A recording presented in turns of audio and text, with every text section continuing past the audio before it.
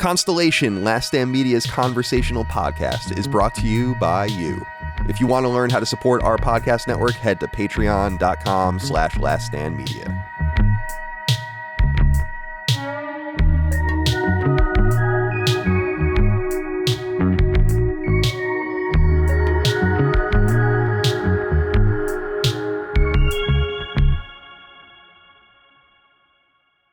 Greetings and salutations. Welcome back to Constellation, Last Stand Media's conversational podcast. I don't really remember how to host this show anymore. My name is Colin Moriarty. I'm joined today by three very special people indeed. Very special to me. No Dagan today. I don't think Dagan's going to be... So Dagan's not going to be on for a few weeks because he has work stuff that he has to do on Fridays now. And that's when we record. So so I will be filling in for him. And I know some of you have been complaining that I haven't been on the show recently. So shut the fuck up. Dustin Furman, executive producer. Welcome to the show. How are you today? I'm doing great. It's Friday. Tonight is the Jeep Fest downtown. I don't care about Jeeps one bit, but I will be going downtown to drink in public. I do care about that.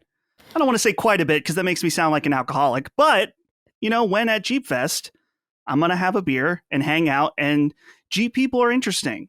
Yeah, they got their different hand signals, their rubber duck thing.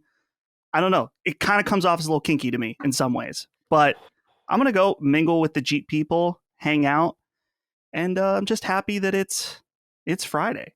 So until you said kinky, I was going to mention that my youngest daughter really likes to look for the rubber ducks in parking lots. Yeah. The thing about it being kinky, the reason I say that is I think of like, you see the ducks that's like a signal, the hand sign. I think of people that with like the upside down pineapple, you know, it's like, oh, what are you actually signaling here? Is there something going on? I don't know though. These Jeep people, they got something different going on. I don't know exactly, but there's something. I'd like to believe they just love rubber ducks as much as my daughter. Yeah. Well, let's go with that. The innocent take. I appreciate that. Rick Hoeg, good to hear your voice. How are you today, my friend? Good to have you on. I am doing okay. I'm glad to be here. This is a first for me. I've never been on this show before. Yeah, I feel like I haven't been on the show either before, even though I have been on 70 times, I think, at this point. But it's been, I think it's like 4 weeks in a row or something I wasn't on it, which is kind of weird, or maybe 3 weeks. But we're glad to have you here. Haven't seen you in a while. Hope all is well by you. And with your family. Anything interesting to report? Yeah, as these things go, it's the end of the school year, which is always a trying time in a house with multiple school-age kids. So they're ready to be done, and it's not quite that time yet. So still working through all of that, but no, it's going to be good. I'm looking forward to summer. Got a lot of video game showcases this weekend to enjoy, and yeah, I think everything's good here at Hoeg House. Cool, man. Yeah, I'm not going to be watching any of the things this weekend, but I'll be reading the news nonetheless. I'm sick of watching conferences and being compelled by these long ads, basically that a lot of these things are. But it'll be fun. Yeah, you're up in north where Micah and I are from, and well, you're in a different place. Obviously, you're in Michigan, but school still goes in June there, and it's very unusual because down here kids have been done for like weeks. And yeah, my girls are still in school until I think the 19th of June. Yeah, that's about right for us too, up on the island. And we would start after Labor Day, but they're in school like in the beginning or middle of August down here. It doesn't really make any sense. I don't really understand it. I can't pretend to understand it. Micah, my wife, Micah Moriarty, welcome to the show. How are you today? Are you feeling well? You were a little frazzled before the show. Are you all right now? Everything okay? Yeah, no, I'm good. I'm feeling all right. You segue right into, what I was going to say by saying Micah Moriarty, because, gang, it happened. I got recognized in a public place. Whoa. Completely unexpected, though, because I was at the doctor's office. And the not nurse, the ideal place, necessarily. Well, here's what happened, all right? The nurse taking me into the room, and she goes, Micah Moriarty. She's like, you're a podcaster, right? And I was like, I am, yes. And she goes, I've heard your name at my friend's house. I think she must listen to some of your shows. And at first I was like, oh, that can't be right. And then she's like, no, definitely Moriarty. That's the last name. And it's like, well, it'd be one thing if she just said Micah, and but it's like, well, that'd be a pretty big coincidence that there's another Micah Moriarty who also sounds like me, because she's like, I've heard the shows at her house. She's always telling me that I should listen to more of them. And it's like, that's weird. But then they're asking me like what video games I like and all this stuff, like during the doctor appointment. It was just like, it was the weirdest of all the times I thought maybe I'd get recognized somewhere, because I know we have like listeners in our locale, right? And it's like maybe one of these days at the grocery store, somebody will see me in the bread aisle, right? For it to be at the doctor's office and by this like random nurse was just like, that was not what I expected, but it was pretty cool. Yeah, I don't remember the first times that I was recognized in person, but it is cool. It's validating. Not because you want to be famous, but because you realize real people are absorbing your content, which is exciting. The 100th time, you'll probably be a little more tired of it. When I used to go out with Greg all the time when we get recognized in San Francisco, got a little old after a while, to be honest. Mostly because of him, not really me. All right. Well, it's good to be here with you guys. Yeah, Dagan's gone.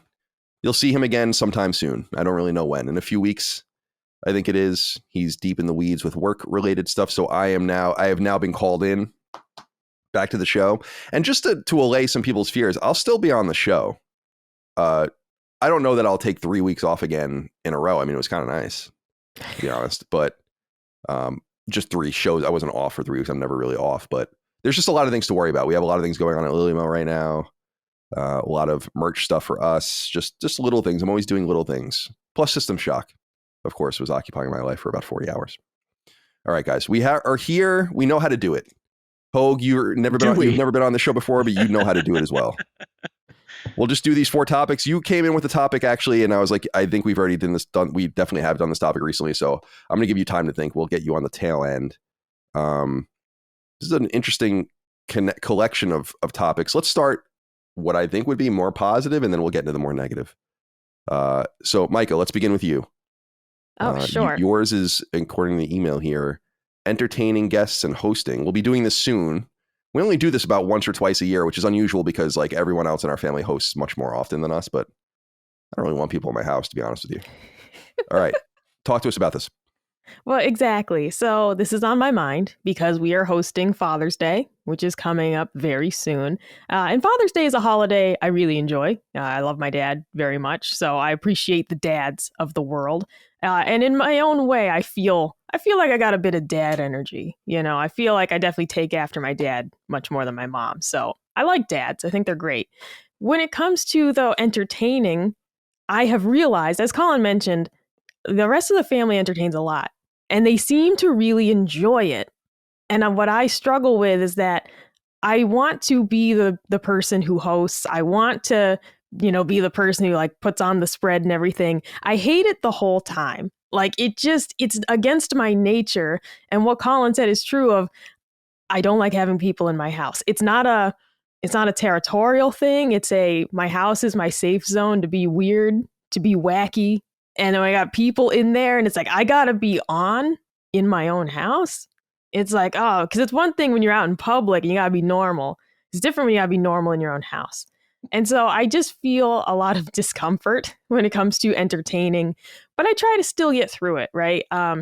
Like what I find, I try to work through it like in advance. So like the hardest part of entertaining with our family is like the various dietary restrictions and trying to find menu items that work for everybody when it's like one person doesn't eat beef or pork and this person, can't have sugar and this person's gluten-free and you're trying to plan a spread without making 50 different things, but trying to, accommodate people with the various dishes. That's the part that stresses me out the most is trying to just cook around people's various needs, while also making food that is crowd pleasing so that you're not making several small dishes and you're trying to think of things that kind of accommodate everybody, right? And it's only more complicated the larger that the group gets. Which foods do hold over well anyways? What can you make in advance type deal? I'm always looking for what are the cold salads I can make that you can make the night before? They do better overnight. The ones that everyone says, oh, this is better the next day. All those type of things are what I'm looking for, right? But it's not easy to find something that accommodates everyone at times. How many people are we talking about, Micah? For Colin's For what you're family, doing, generally, yeah, we're talking usually like 15-ish people. It's more Okay. so just the litany of dietary things that we have to keep in mind, you know? So it's like you're trying to feed 15-ish people. Thankfully, you know, my family's even bigger. It'd be even worse. But just trying to manage that. And then also, you know, having the dogs, you know, you're being a household with pets, and it's like we're trying to not let them out. Please don't let them out. But it just somebody opens the door to go outside, they pause for several seconds, they let the dogs out. It's just things like that are like, you got to just tell yourself it's fine. It's fine. But it's the feeling of like, there's people in my house and I don't like it. And I don't want to feel unwelcoming. I don't want to feel like I'm not reciprocating for the people who host a lot, but they enjoy it. That's the difference, is that they're built different. I've realized since I was a child that I would rather be alone in the breakfast nook, you know, reading, while everyone else would rather be at Interstate 91 having a party. And it's like, that's fine. I'm going to stay here. I'd rather be doing this. I don't have that thing in me that makes me want to be social and party and hang out with a large group of people. I'd rather just be with my dog having a cup of tea and not being bothered. So I wanted to ask this group, this diverse group, you know, how they felt about when it comes to be your turn for hosting something. Are you a natural host? Are you the person who enjoys having company over? Do you enjoy being, you know, the center of the party?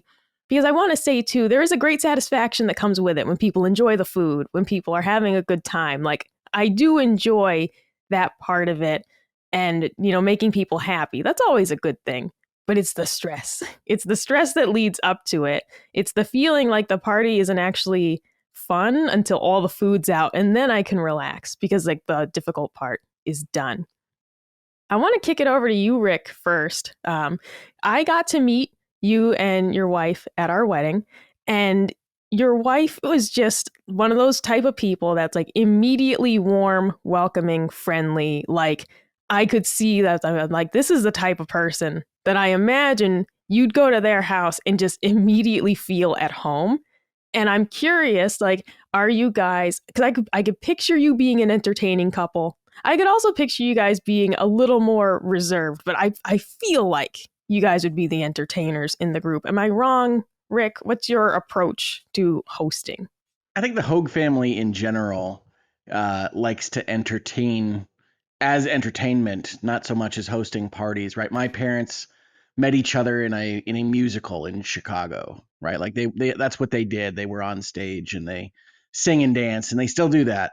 But for me, I think you're exactly right about Mrs. Hoeg. She's the one that really loves to throw parties, and she really likes the celebratory aspect of it, right? So like anything that I'm looking forward to can become a party. Anything that we enjoy doing together as a family can become a party. She will decorate the house, for instance, for like the release of Hogwarts Legacy. She had like candles on fishing wire coming down from the ceiling and was setting up the area to look like Hogwarts. She loves to do that. I myself hate logistics, right? In fact, my topic was going to be anxiety and stress around logistics and planning, which I'm not going to talk about now because my plan was changed right before this show started. But I'm no, sorry. it's not. No, it's okay. It's not my thing to have kind of the planning done. But once in a group of people, as long as I know them a little bit, I do have fun talking with folks and learning about their lives and having that conversation, generally around sports for me, right? Like I started having a March Madness party, the college basketball tournament party, when it was really only available through like satellite subscriptions and things. And I would be the guy that would buy that because it was stupid expensive and nobody really wanted to buy it, and then invite people over to watch whatever their alma mater was that wasn't going to be on network television. And then we would have pizza and chili and various other kind of sports foods to go with that. And we would have a great time. But I'd be lying if I said that wasn't mostly planned by my wife and organized by my wife. So all I can say to people is that try to try to couple up in a way that covers up your weaknesses and helps your advantages. My wife is 100% a party person and loves to host. So that works for me. And I kind of ride her coattails there. Yeah, actually, your wife had sent me some pictures one time of she had decorated for Pikmin 4 for the release of that game. And I was just like, I want to live here. I want to live in the Pikmin house where, this lovely woman just decorates for me and for every game release that I'm excited for. Like, this is fantastic. And then I realized I would have to be the one doing those things. And I was like, no, I don't have it in me. We did have giant Pikmin. We had giant flowers with the numbers in them on our walls. I remember that. It was fantastic. I was like, I want to be here too.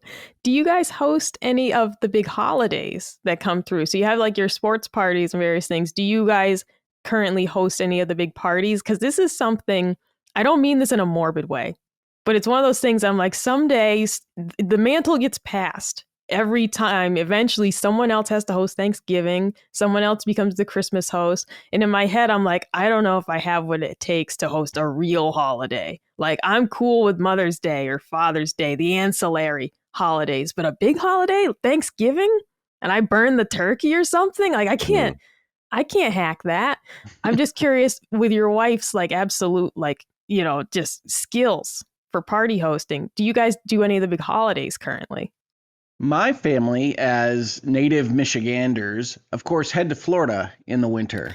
So for the most part, we're the ones that are left here because I'm still working and doing things and they are not. And so we do Thanksgiving as just kind of a small internal gathering, and my wife handles that.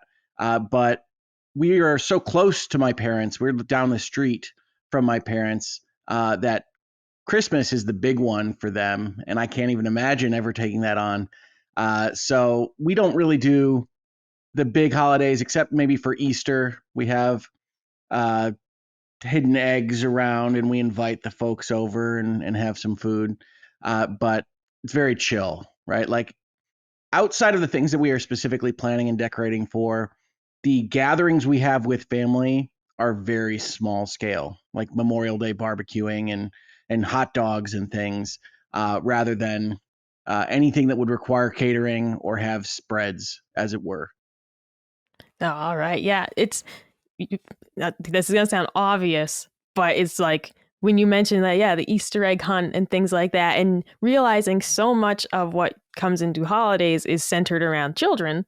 And part of why our holiday parties, for example, the kids are getting older. We have, the youngest nephews are like, they're in middle school now. And it's like, oh, some of these traditions and things that have fallen away over the years, actually. And it's part of why the parties feel different, because it's like, no, it's not Uncle Mike hiding money in the plastic eggs anymore. It's like, I mean, things like that are just like completely fallen away, those traditions. And so the party becomes more focused on the talking and the food and all that. It's actually, in a way, it's like it'd be easier in some sense. You got a little more planning, but everybody watching the kids hunt for eggs for a half hour would take some of the pressure off of the adults for a bit.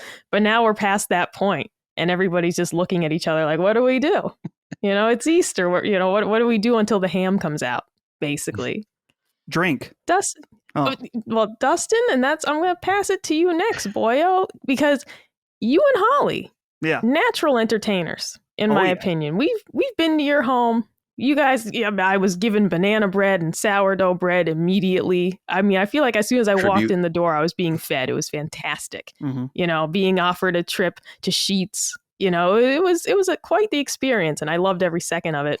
So you guys, what do you feel? Do you guys host very many gatherings? I know you have your annual movie watching party to kick off summer. Mm-hmm. Tell me about your family's hosting style. Yeah, well, it really comes from my dad.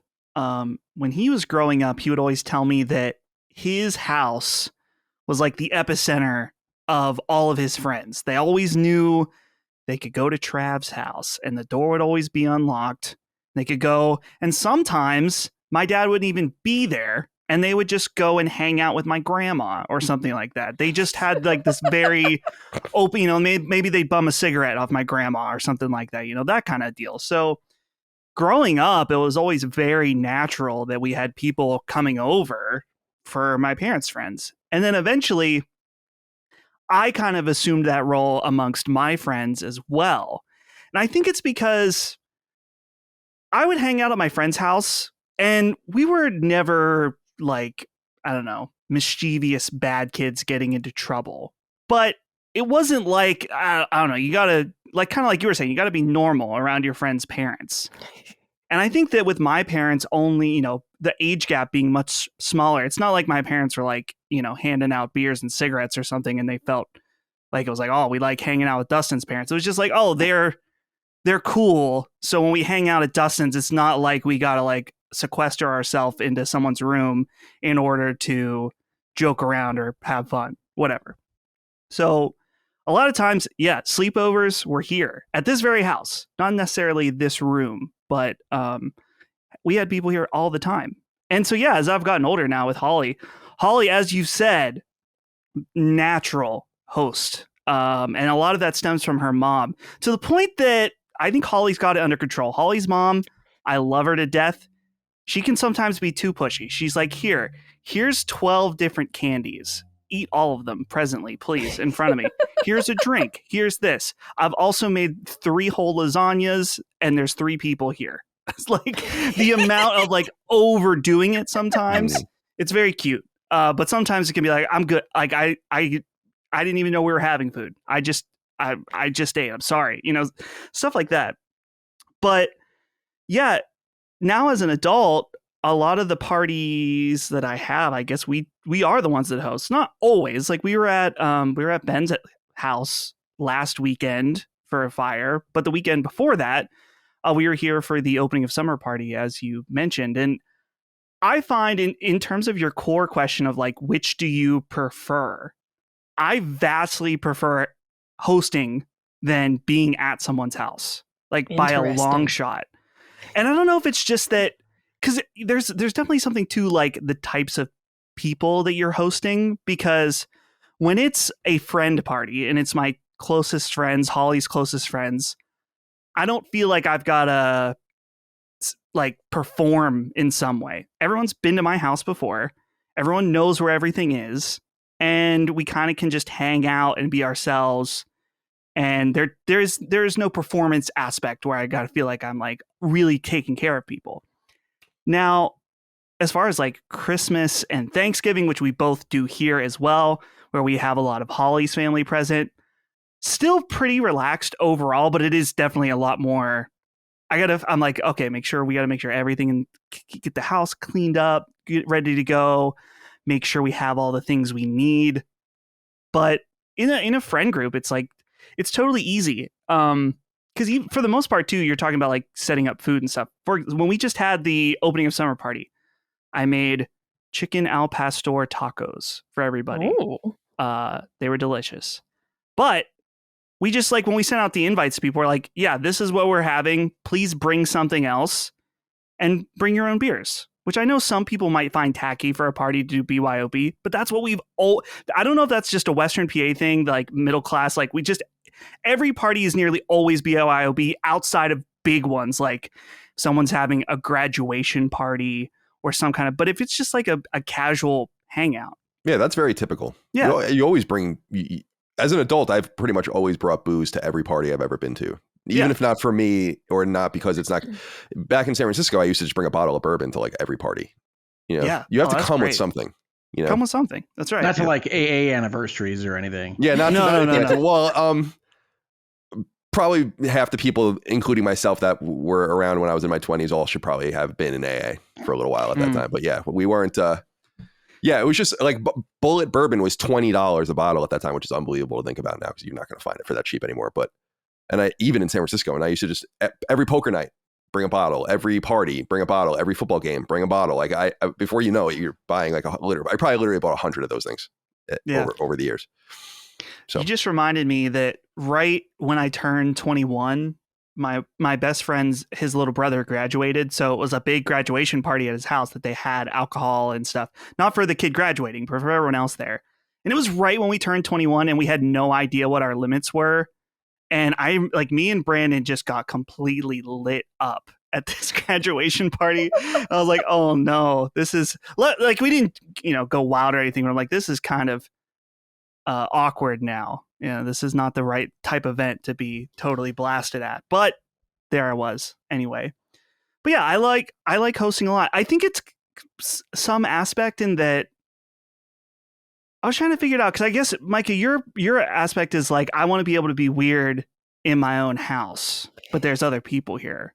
But I guess, do you think the context of like, let's say instead of family members, it's like, your good friends, would hosting still be uncomfortable to some degree? Or would it be easier? No, it would be easier if it was friends, because these are people that like me, for that stuff, right? Like you and Holly would not be bothered by me singing a song to my dog about hot dogs and whatnot. You guys wouldn't be side-eyeing me like, look at this freak singing about hot dogs again. Right. You guys would be all for it. You'd probably join in, Yeah.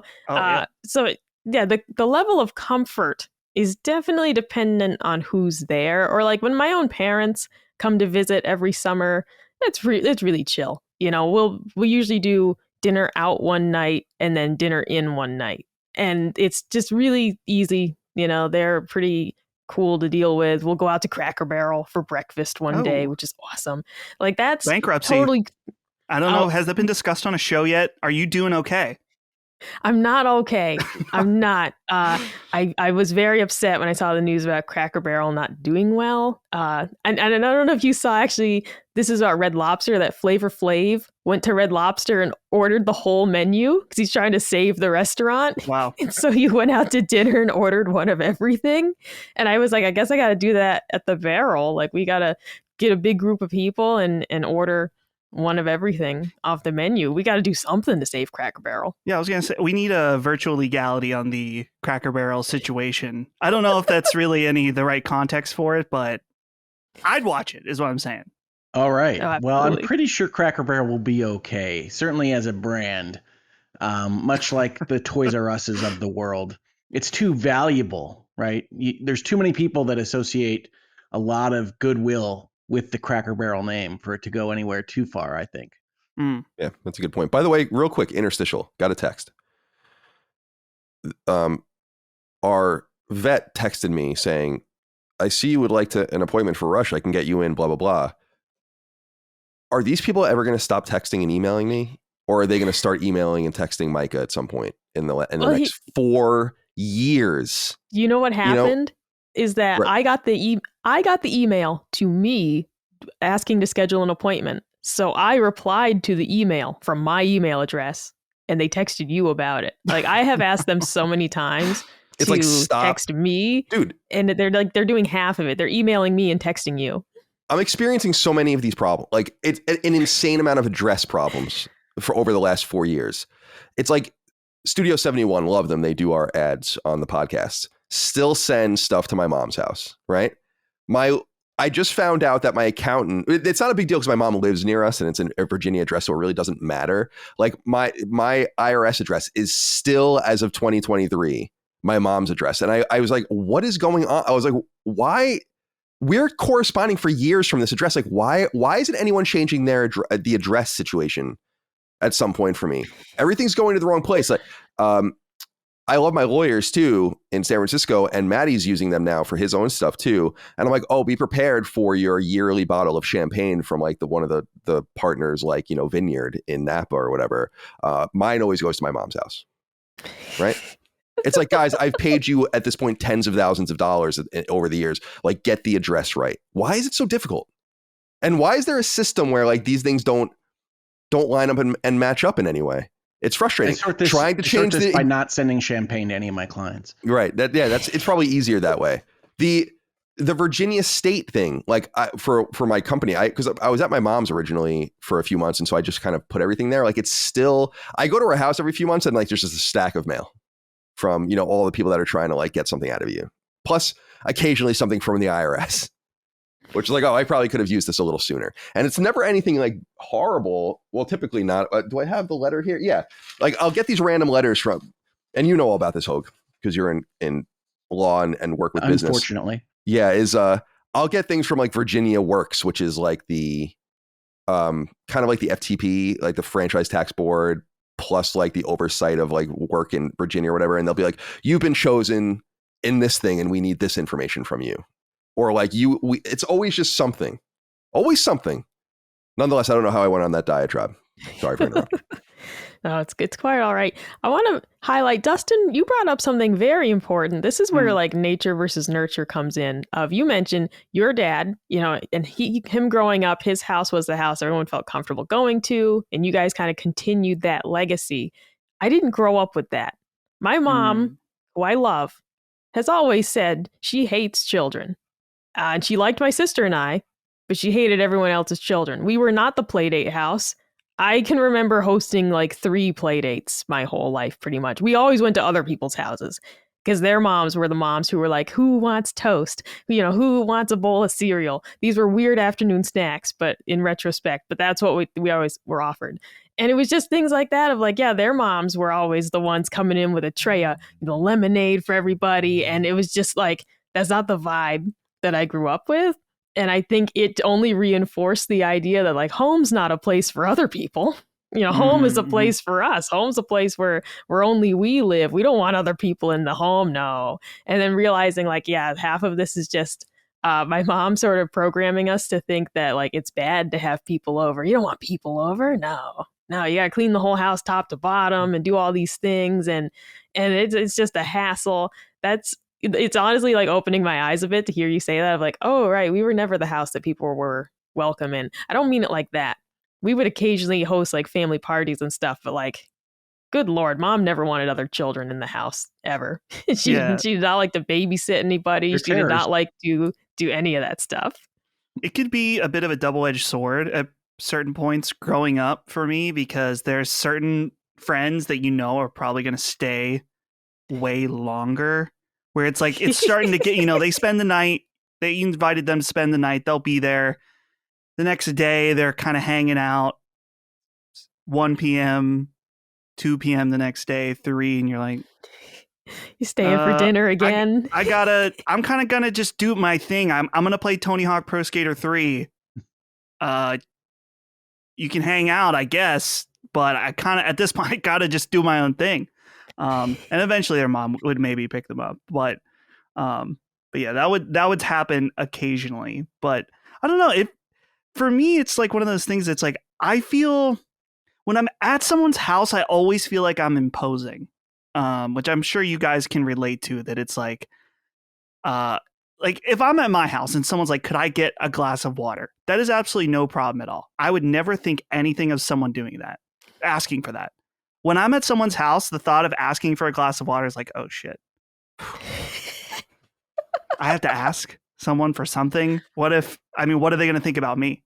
What kind of impression is this going to leave? That I'm asking for something as they're hosting, which I know I'm hamming it up a little bit, but it is true that it's like, I just, I don't know. I don't want to be imposing to anybody. So I'd rather people impose on me in some way. Yeah, I understand that a lot. The moment that I realize I need something to drink at a party and like my body has failed me. Like I need sustenance. I have earthly needs. I wish I could just shut these off for a bit. Like there's nothing worse. This is going to sound crazy. There's nothing worse than having to use the bathroom at someone else's house. Because it's to me, it's on par. I don't mean this from a hygiene standpoint. I mean this from an anxiety standpoint. They're very different. It's on par with having to go to the bathroom like at a restaurant, which I will do everything in my power to never do. It's like, I don't want to use the bathroom anywhere but home. And having to use the bathroom at somebody else's house is just like, oh my God, like, what are you doing? Like, it's just, I definitely, this is where it's conflicting, Dustin. You're right, because I do feel like I'm imposing when I'm in someone else's house. But then when they're in my house, they're not imposing on me, but I just feel inadequate. And I'm like, this party sucks and nobody wants to be here. And they're all probably not liking the food, and it's more so, it's like, it's not even that I don't want them using my bathroom. That's not the problem. I'm like, what if there's something wrong with the bathroom, and the wiggly toilet seat. I didn't tighten it enough. We have this wiggly toilet seat. I keep having to fix it. I don't know how to fix it permanently. It only lasts for like a week. I just have all these anxieties. Colin, my dear, tell me how you feel about hosting, when we have people over. What's that? What do you feel about it? Something that I used to do in San Francisco that I don't know if I've ever really discussed before was I used to have people over for dinners. We had a pretty tight group of friends in San Francisco for many years, and there would be some transient members of it. And sometimes it would all be surrounded around IGN, but people would leave. And before you knew it, there were really only a couple of us from IGN. It was basically Greg and I at the end at IGN. And then a bunch of people basically at Apple, because Apple poached so many of our people over the years to do their game stuff, which was awesome. And a lot of those guys still work there, and they're good friends of mine, including some that were at our wedding. And I used to cook dinners like once every couple months for a while and invite like 10 or 12 people over. And in hindsight, and I would make like sauce or chicken cutlets or something crazy, and we would just get drunk and eat and hang out. And in hindsight, it's like a surprising side of me. I guess I was like kind of comfortable. I was very social. We've been watching Curb Your Enthusiasm, and it does scratch something in me. I mean, it scratches a lot of things in me. I love that show, but even in the later episodes, it's like they are constantly eating dinner and like always just with their friends or whatever. It's a very Arrested Development. And I don't mean the show. I mean like the literal Arrested Development, like stunted, like lack of real family life.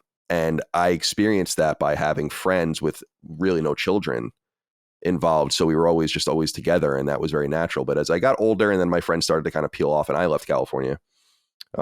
Actually, one of my topics on my short list that I have here on my desk is like friends, because like I have people that I mean, including on the show, that I consider my friends, obviously good friends, but I have no friends locally. Like there's no one here except for my family. Like I don't know how to meet people. I don't really know.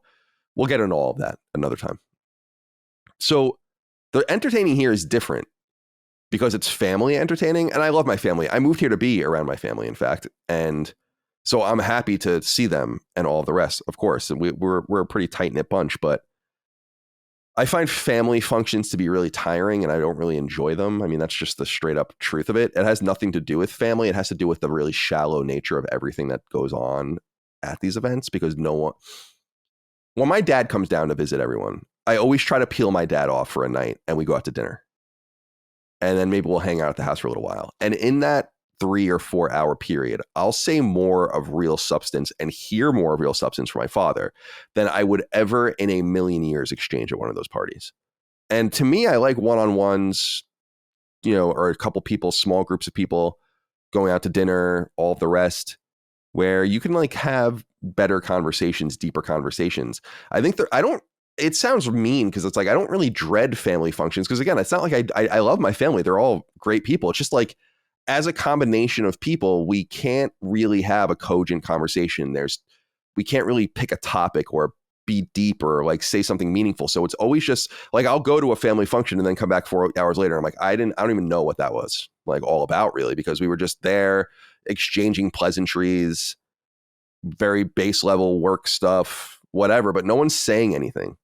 And no one's getting any realer with each other. And that's the shit that bothers me about family functions, and why I'd like to try to be more intentional about seeing everyone more individually. But the reason that I don't do that is because I'm still going to be on the hook to see everyone collectively, So if I could be like, I want to opt out of the family party situation as much as I want, but I'm going to make a real effort to see everyone individually and go to dinner or like play golf or do something with like my uncle and my brother-in-law and I go out from time to time.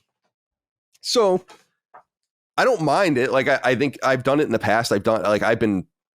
I've had as many people as we're going to have over and cooked for them. And that's kind of crazy in hindsight. I don't really stress about it, mostly because it's family. And so like it can only go so pear-shaped. Like no one's going to like really fucking ridicule and destroy your life over something that happens at a family function. And it really is just the small talk and just the kind of, how is it going? What's going on with this? What's going on with that? It's like, ugh. And then by the time it's over, it's like, I wish I just spent more time with one individual. I kind of think about when Dagan and I used to record Knockback in person, and he would come to California for like 3 days at a time, or I'd go to Philly for 3 days at a time. And like, we like used to have like the craziest, deepest conversations and like through lines, through conversations over the days and stuff. Like that's the kind of stuff I really enjoy. So I feel I'm just looking through my notes here. The one thing that I will say that I'm kind of open to, and it's not as expensive as you would think, especially if you only do it seldom, like 2 or 3 times a year. Is like just getting these parties catered or even hiring a chef for like a dinner party. It's not that crazy. Like if it's like that stressful for you, it'll cost you like a few $100s probably to like hire someone to just come and cook it, or just go and get it. You know, obviously you would need to pay for the food too, or get it catered or whatever. That I'm like totally open to that. And that's a very Long Island thing. Like we didn't always do that, but you can kind of see pieces of it where it's like, oh, get a bunch of pizzas or get a hero or whatever. That's the way it kind of always went. So like people kind of going out of their way personally to make these things. It's cool. Like in thinking about our own family, our aunt and uncle that live down the street from us, basically in the same neighborhood, they host all the time. And our sister Dana hosts all the time.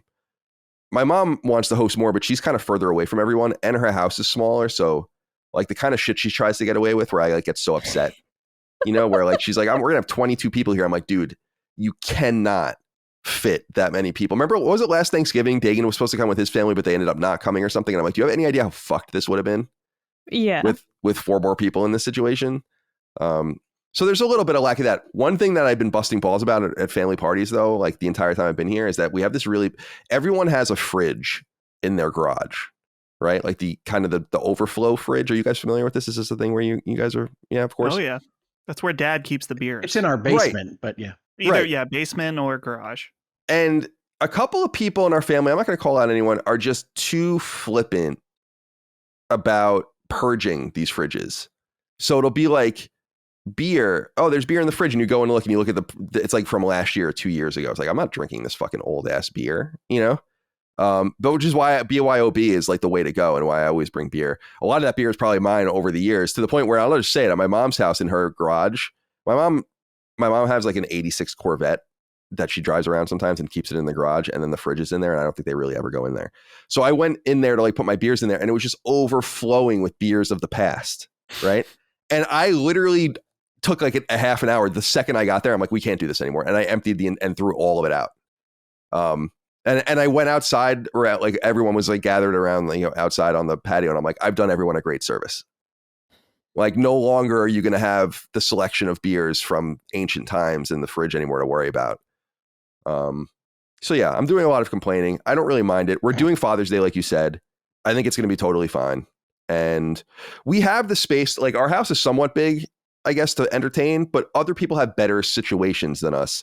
Like our sister Dana's house, or my sister Dana's house, is perfect because they have like this huge patio and then like this huge like living room and kitchen area that's all open. We have an open living room and kitchen as well, but a smaller patio. And my uncle's house is ridiculous. It's just huge and it's awesome. And like plenty of space, huge backyard, big pool. We have the pool too and all that. So we're trying, you know, I understand people. I think they kind of send us hints sometimes. It's like, maybe you guys should pick something up. So we're trying to do like Father's Day, and maybe we'll pick something else up later in the year or something like that. But I don't really mind having people in the space. It's just like what I get out of the people. And like, I ask sometimes people to think about like, why are we doing this? Like what can we get more out of this if we just were said more or had like an initiative or an agenda or something like that? There's that woman on Twitter that tweets every once in a while that her dad has like a friends group and they meet at a bar every week and they have an addendum. Have you seen these tweets go around? Yes. Oh. And so she always shares the addendum. It's like these old men that get together and it's like, these are the things they're going to discuss this week. And I love that. That's awesome. And I couldn't pull that off with my mom. I don't think I can bring the agenda to Christmas. I'm obviously being facetious, but there's like something to like when I get deep into it with my mom or when I get deep into it with my dad, obviously Dagan, my sisters, who I'm close to, but in proximity to feel less close to them than ever because we just don't ever see each other, especially my sister Dana, who basically raised me because my mom left when we were young and when my parents got divorced. And so I used to be up her ass like as a kid, and I barely feel like I know these people anymore. And I would like to, instead of these parties, it's like maybe we should just try to like have a schedule of like many different dinners and different permutations where we can like get to know each other better again. Because when push comes to shove, it's like I don't really know anything about you guys compared to like what I used to know and how things used to be. There's also too many kids, you know. I love my nieces and nephews. They're great. They're wonderful. They really are. They're really wonderful and really mature for all of their respective ages and all the rest. But still, it's like, God, we could be having a different conversation right now, if there wasn't a fucking 11-year-old here. So yeah, that's how I feel about all of that. I don't mind it. I love seeing the family. Again, I came out here to be around family, but one of the things, I think I said it at our wedding, maybe not, I said it somewhere, was like, I want my family to understand that like just being in proximity to them is nice. We don't always have to be like together or like seeing each other all the time. It's kind of just nice to be around people that as opposed to being out west. So that's it. No. Yeah, I agree with that, especially given my mom's side of the family, who, when they're together, everyone gets along really well. But when everybody, the motto of the family was to keep 3 states between everybody, because you want to miss them and you don't want to be too close so they could pop in on you, right? Like Hoeg, you mentioning having family like right down the street. And I was like, it's Everybody Loves Raymond, which was one of my favorite shows as a child. And as a kid, it would have been sick to have like grandparents right down the road. I mean, ours lived close, but not that close. But then I'm also just such a hermit that I'm like, but what about the pop-ins? What about the possibility of somebody just coming over, Like any other relationship, it's like training, right? So when we moved into this house, they would go on their morning walks and they would occasionally knock on the door, and they still do. But it's like, well, we can't answer everything every time. That changed a little bit with COVID because you don't have a good excuse for not being there. But my parents are great. I think where people get confused with our relationship is that they think that my parents are always available for babysitting and doing those kinds of things. And I really do try not to impose on them because it's a big deal to take care of kids. And they're getting a little bit up in age. And if you're watching this video in the future, Mom and Dad, I'm sorry. It's just true. I don't want to put my kids on you. And so I try not to. But my daughter, especially my older daughter now, really loves going down to Nana and Gramsci's house and getting out of here. Right. So it's been a big boon. But certainly when we moved there, it was like, is 5 houses away? Is that too close to essentially being required to every family function and having everybody knowing exactly what you're doing at all times? Right. That's a huge thing with us too, is like, it's hard to peel off in certain ways without offending other people. And we've had situations like this before, like I'll say it right now, like, and it's disappointing because we weren't going to have a rehearsal dinner the night before our wedding, but my dad really wanted to, we paid for our own wedding. So, and I was happy to do it. So like my parents were very eager to do something for us or like give us something, but I'm like, I really don't need anything from you guys. It's totally fine. I'm in a much different situation than my siblings were in when they got married. And it's like totally cool. I want you to just come and enjoy yourself. But they really insisted. And my dad's one of 6 kids. So he like really wanted to get together with them because they were all coming and stuff, which was really cool. The Moriarty side, which we don't really see very much. So what we did was my dad like rented out a room in a restaurant that we love. And we invited like just my siblings and their kids and then his side of the family and my best friend. And that was it. Ramon was there. And there was like some people offended on the other side of the family. And it's like, guys, we need to be able to split up. Like it has nothing to do with you. There's nothing to be offended about, we need to be able to like split in different permutations without that being a problem. Family's tricky. I actually thought it was interesting that you said it could only go so pear-shaped because family interactions in my head are the ones that you can do absolutely nothing, like ask for that glass of water or do it in just the wrong tone for the wrong day. And then your mom will tell you that your sisters have remembered that for the last 4 years, and that's why they don't come to Thanksgiving anymore or whatever. And so I am always kind of on high alert at family functions because I know that different people can perceive different things in mighty different ways. Yeah, if we had more concentric circles around us, I would probably feel more like that. But it's really like my parents, my siblings and their kids, and like one set of aunt and uncle and one of our cousins.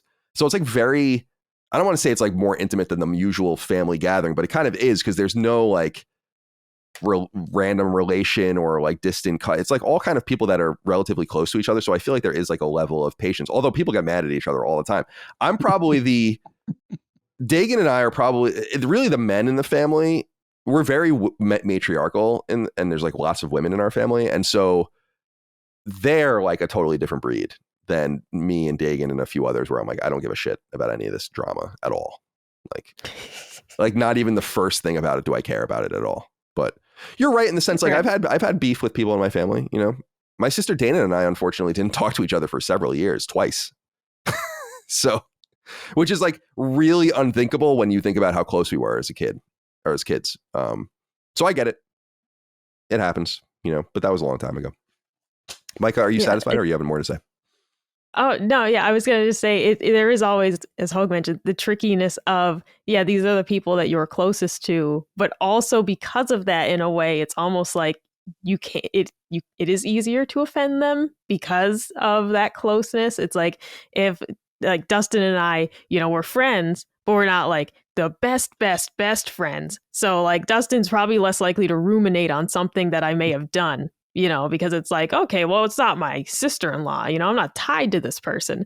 But if a family member does something that miffs you even slightly, sometimes it's like, oh, you just ruminate on that like forever. And every time you see them, because you see them a lot, you know, or these sort of like manufactured gatherings that you just, even if you don't want to go, you can't get out of it. You can't get out of some of these things, even if it makes no logistical sense for you to go, or if you just don't want to. It's like, oh, I can't say I don't want to. You just have to. So things like that come up quite often and you just got to deal with it. But that is where it's like, I'd rather be the guest versus the host, because when it comes to the sheer number of things we do as a group per year, it's just too much. It is way too much. And hosting like twice a year is perfectly adequate for me. Yeah, agreed. It reminds me, because I was saying earlier, we're watching Curb as we are now. Now I'm into the last couple seasons, which I've never seen. And there was just an episode where Larry says something like, it's always something like, it's like the bar mitzvah and the graduation and the bris and the wedding. And he's like, what do they want from me? You know, and like talking about his friends, or whatever. And it's funny. It's true. 'Cause it's like at some point, like, aren't you tired of me? Maybe not, because I don't really do like, that's one thing I'll say too, is no one in my family really drinks on the Moriarty side. They drink. On the Ruggiero side, like the Italian side, they don't really drink. Only me and my brother-in-law drink, really, at all. And usually I'm the only one drinking. And I feel if we were a little better lubricated, it would be more fun too. Because the Moriarty side of the family, I don't see them I don't know them very well, frankly, and I don't see them very often, but I've gotten lit up with them for sure. Yeah. For sure. It helps. It definitely helps. And it's also other things of like, when people get like offended that you don't want to try something, for example, and it's like, I'm 30 years old. I know I don't like potato salad. I swear to God, I don't like potato salad. It's no offense to you. I don't like it. I don't ever want to try it. I'm not going to eat it. And it's things like that of like manufactured offense of like, you just have to accept that I'm an adult and I'm not going to try this thing you made. And it's like, I don't mean an offense, but I'm just not going to do it. But that's when it's like, well, we do this every month, basically. And the offenses kind of rack up of like, Micah didn't eat the macaroni salad. It's like, Micah hasn't eaten macaroni salad since he was 6. Micah's always hated macaroni salad. Stop keeping tabs on what I'm eating. You know, go away. Because it's always, did you try tabs. this? Yeah. It is the tabs, right? It's like you didn't talk to your sister when she was here on November 2019. It's like, I didn't. I don't know. Well, the thing that bothers me the most, I think, is that like I know that there are people that are like upset with me about things or like things that have happened where they've never ever said anything to me, but I just learned it from someone else, and that's the kind of shit that kind of bothers me. Just try to keep I just try to keep to myself. You know, like if you have a problem, say it, and I'm sure it's stupid, which is why you're not going to say it. Because I'm positive that you know me well enough to know I'm going to make fun of you when you tell me about it, which is probably why you don't confront me. Anyway, I digress. Are you good, Micah? Are you satisfied? No. Yes, this was good. All right. Well, I'm going to go next. I have a little bit of a costume. Hold on a sec. Oh, all right. All right. I know what his topic is, and I can't imagine the costume. I know the costume. Opportunity. We should have the Rick Rude theme song playing. I gotta put my beautiful horse head on. Get that up there. We go. It's a little too big for me, I guess. Yeah, you got to shorten the neck hole. Yeah. Well, this is for like what a real person at a deli would look like at this point. If I still worked at the deli, I would need to wear this as well. And okay. Rick, what can I get? All right. I was a little worried you were going to come out dressed as a salami or something. Yeah. So. So I wanted to talk about cold cuts. Now, this is a topic near and dear to my heart as a Long Islander, of course. We love our cold cuts, but also I'm reminded of when we used to do a show called The Game Over Greggy Show on Kind of Funny when I was over there. And we used to do topic by topic stuff, which is where this idea came from, because I also came up with that idea. So I don't really mind stealing it. And we were at, what was the guy's name that did the voice actor? He was the voice actor of Lee in The Walking Dead. He's a fairly famous guy. He's a black guy. I can see his face. I can't remember his name. He has like an amazing Dave voice. Fennoy? Dave Fennoy, right. And we were close to him, especially Greg was like close to him. So we went to his house one night in Hollywood and we stayed the night and we recorded an episode of the show like around his fire pit. And I did a topic on cold cuts and it ended up being the lowest traffic topic we had ever done on the show the entire time I was there.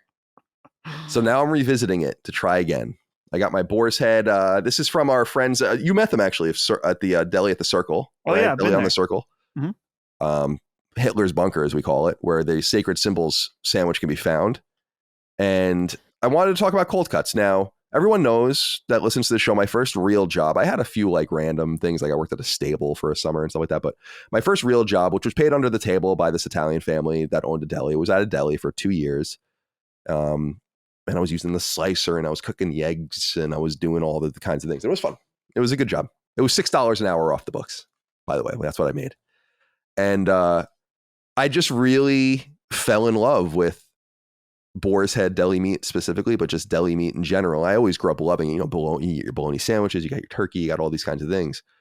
I'm wondering though, if you guys are passionate like I am about cold cuts and what some of your favorite cold cuts might be and how often you might eat them and your favorite brands. If you have a favorite brand that's not boar's head, that would be really surprising. Like, do you really know any, and I'm not even trying to be a dickhead as like a stan of boar's head, which I am obviously, but do you know anyone that's like, oh, boar's head's not my favorite deli? If they have a favorite, it's boar's head, right? No. I mean, I think the lawyer in me wants to say if they have a favorite is different than do you know anybody that doesn't have a favorite that's boar's head? Right, that's so true. Those are I don't know a lot of those are people that different. have a favorite cold cut brand. That's interesting. I'm I just know. gonna throw that out there. That's interesting. It's a big thing in my family, like boar's head, and where I come from, like everyone just eats boar's head because it's superior. But you might like your shitty stuff at BJ's or your Columbia. What are you shaking your head, Micah? What do you have to say? You like, what do you like? Fucking, what's your favorite brand? What brand is Subway meat? Subway. Subway brand. Oh yeah, the Subway ham, Subway turkey. Oh my god, it doesn't get better than that. It's No. boar's head is delicious, of course it is. But that's Subway, the ham, turkey, bacon. That's my favorite sandwich. Oscar Mayer, respectable. They have a nice like pepper turkey that's very good. Oscar Mayer bologna, of course. It's so offensive that you would say that. Like, well, I'm sorry. I grew up eating store brand cold cuts. That's what we could afford. But it's just like Subway meat, man.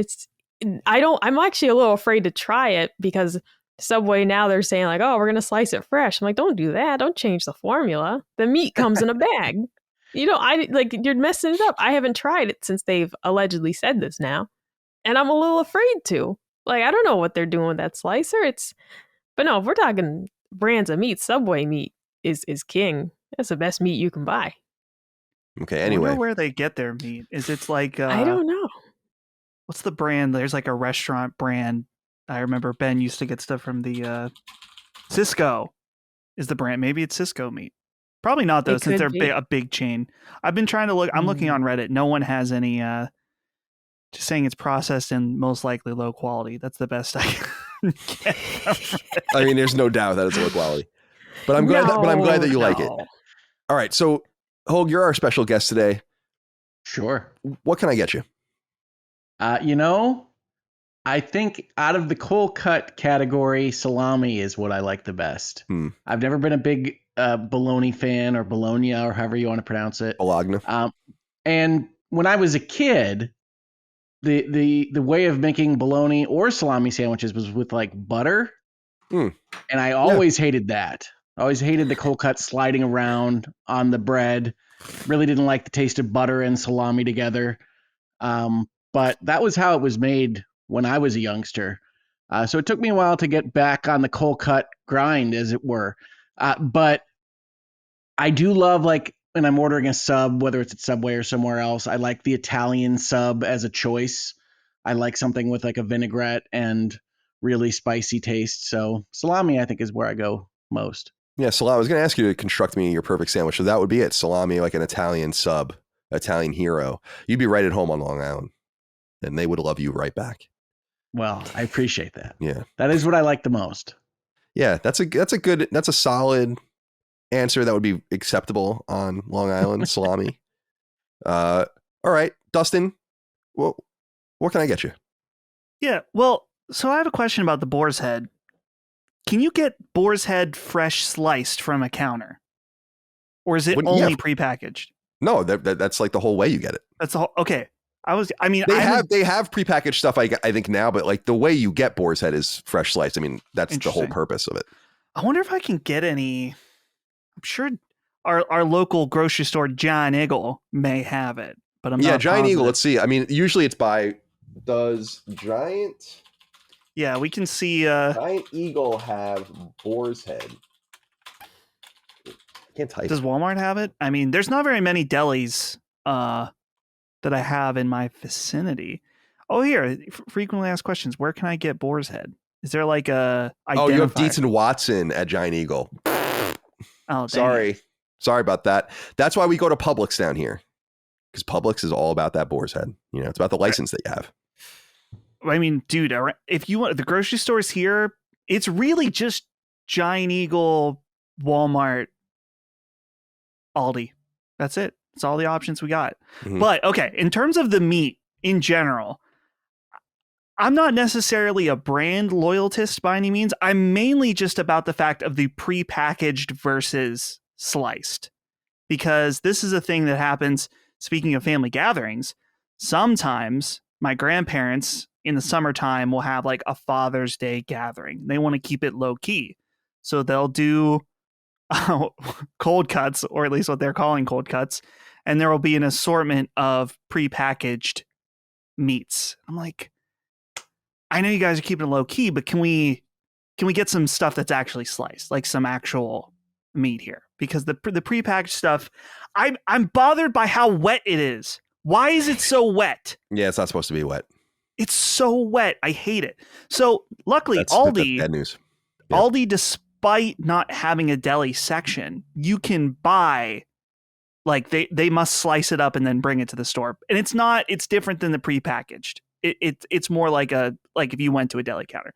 So that's usually what I get. Now here's the offensive part. I've already been a little offensive, but let me continue the streak here, because the audience knows I am a picky eater. I keep it relatively low key. I don't talk about it too often unless it's brought up in front of hundreds of people in New York City with ketchup. But in this case, when it comes to sandwiches, I am, like with pizza, a minimalist. I mainly just want meat and cheese. Just psychotic. It's completely psychotic. Just meat and cheese, dude. Dude, actually, you know what the OP sandwich is? They used in my high school, the cold cut day. It was called the Jet 747. That was the name. That's the name of the sub, the Jet 747. I have no memory of what's on it. But what's nice is they had the little paper in between all of the vegetable shit that you don't want. So you just lift that shit out, throw it away, give it to a friend. They give you a bag of Lay's potato chips, crunch those up, pour it over the top. You're set. Yeah. Meat, cheese. I was gonna ask you about texture, because you need a little texture separation, right? Yeah, dude. Oh man. On a turkey sandwich, pepper jack cheese, chips. That's all you need. That's all God intended it for. Maybe not God intended. I don't want to go. I'm going a little far with that. But wow, did you feel like you're being a little sacrilegious? Is that why you were scared? Not sacrilegious. I don't know if God has blessed that sandwich in particular. Like I know I'm in the wrong, so I don't want to. I don't want to God ordain my turkey. It's a passive God. He doesn't care what you eat. Well, maybe. Well, the Catholic God cares what you eat every Sunday. I don't and know sometimes much on Fridays. Yeah, but many Fridays. Oh yeah, what is it with Catholics and fish on Fridays? Yeah, that's as far as I'm concerned, fish is it is the meat of an animal. But yeah, it doesn't really make any sense. I've already gone too offensive with this, so I gotta keep it toned down at this point. Dude, Catholics coming after you. That's my people. We're not going to come after you. Yeah. So where are we at? Turkey cold cuts. No, dude. No sauces. Don't. Yeah, need but what mayo. kind of turkey? What kind of turkey? I don't. It doesn't matter. This is unbelievable. I can't even believe this. What do you mean, brand or like? Is it no, like No. this is like there's like a Honey million different ways you can roasted get. pepper turkey. They're Yeah, all like, there's good. They're all good to me. The pepper one's good. The honey one's good. The smoked turkey, they're all fantastic. It doesn't matter to me. It's just like a different variation each time. It's like, oh, cool. This one's this one's got maybe the Cajun on the outside. That's good. It's all good to me. I don't really care. Change it up every once in a while. I think turkey's the only one where I actually prefer it kind of like the Thanksgiving leftover chunks. Oh yeah, over the that's sliced good. Those are turkey. good. Yeah, that is Like not bad. real turkey. Yeah. Yeah. That's like to me, that's like a totally different thing entirely than like a cold cut sandwich. Because I agree with you. I like getting a little weird with the turkey sandwiches too, like around Thanksgiving, where I'll heat up the turkey and then put the hot turkey on the sandwich, as opposed to like, just kind of sounds great. Because turkey really on a sandwich is served cold by design, but you can't really do that with a dinner cut turkey. No. Oh, I put the stuffing from yesterday right in the sandwich, right? I mean, day after Thanksgiving is a fun day. Yeah, it is. Get wild with it, people. And we, in my family, we mix up a little bit of Italian food in it too. So there's always like ziti and shit like that too left over. And I'm like, oh my God, this is, and like maybe a hero somewhere. It's just it's an exorbitant amount of food, really. Micah, what can I get for you? Well, first, I gotta disagree with Dustin about prepackaged meat being too wet. All right, you get a couple of drips on the bread, kind of Gross, softens shut it up up. a little bit. It makes your hands All right. smell like the meat. Ugh. It's Ham like hot hands, dog yeah, water exactly. too. Ugh. Oh my God, yeah, ham hands. That'll get you a date. No, my all-time favorite meat is ham. Always has been. In middle school, I went around with my best friend and we ran a survey of who was king of the meats, and it was ham, turkey, or steak, I think. And I thought ham was going to win. It did not. Ham came in last place. And that's when I realized I went to school with a bunch of heathens. But ham has always been very important to me. And I like all types of ham. I like the savory ham. I like the honey baked ham. Our favorite is the Boar's Head maple honey coat ham. Like that's the best ham you can buy. But they give you free samples sometimes. Like, here's the ham of the day. I always get excited for that. Ham's king. Micah, I'm like Dustin. I gotta interrupt you. I'm sorry. You're talking about ham, chopped ham. Have you heard of that? it? That's the ham that's in little cubes? This is specifically in Pittsburgh. You ask to get the chopped ham, and people, it's like this really like as thin as possible sliced ham, and then I think it's almost like a barbecue sauce that it's cooked in in like a slow cooker, put on sandwiches. It's a Pittsburgh classic, the chopped ham. Something That to think sounds about. really good. It's a cousin of That Scrapple. sounds really good. Oh, I mean, ham is excellent. I do love a turkey sandwich as well. I'm like Dustin, where I keep my sandwiches pretty basic, but maybe even more basic than Dustin. If I'm making a sandwich at home, it's usually just ham on bread. I mean, I might Just put ham and some bread. chips in it. Wow. Yeah, I don't like cheese on a sandwich. I've never liked cheese on a sandwich. I don't like cheese and meat How together. many chips? Oh, I like a handful. I like the chips on the sandwich. I want the We have ratio to go back of to chips. I don't like cheese and meat together. Oh, We yeah. can't just let her throw that out there. yeah. We'll I get just resigned at this point. the thing about the chips. If I'm making a basic turkey sandwich, seriously, dude, I will take the chips on. I'll put as many as I can. I'll crunch them down, Yeah.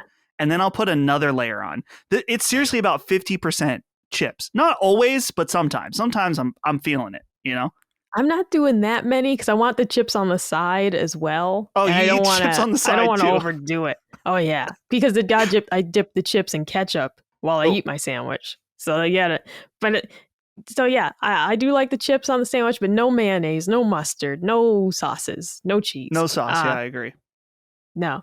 Yeah, when it comes to meat and cheese, I never liked it. I remember trying like ham and cheese sandwich as a kid, and I was like, this would be great without the cheese and taking it off. Or, it's like you get the soup and sandwich for school lunch, always taking the cheese off the sandwich. I just never liked it.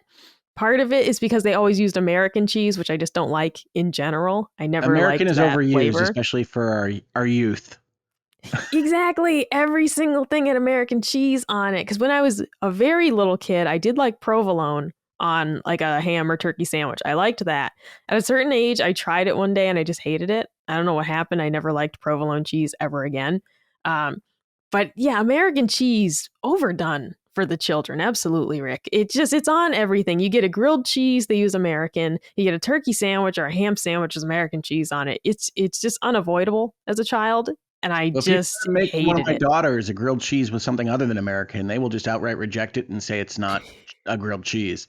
So They have good some of taste. that is born in, but yeah, I can understand saying, oh yeah, everything with American on it, I didn't like it, because I think the same about my buttered salami sandwiches would have like a slice of American craft singles on it, and it's like that's not great.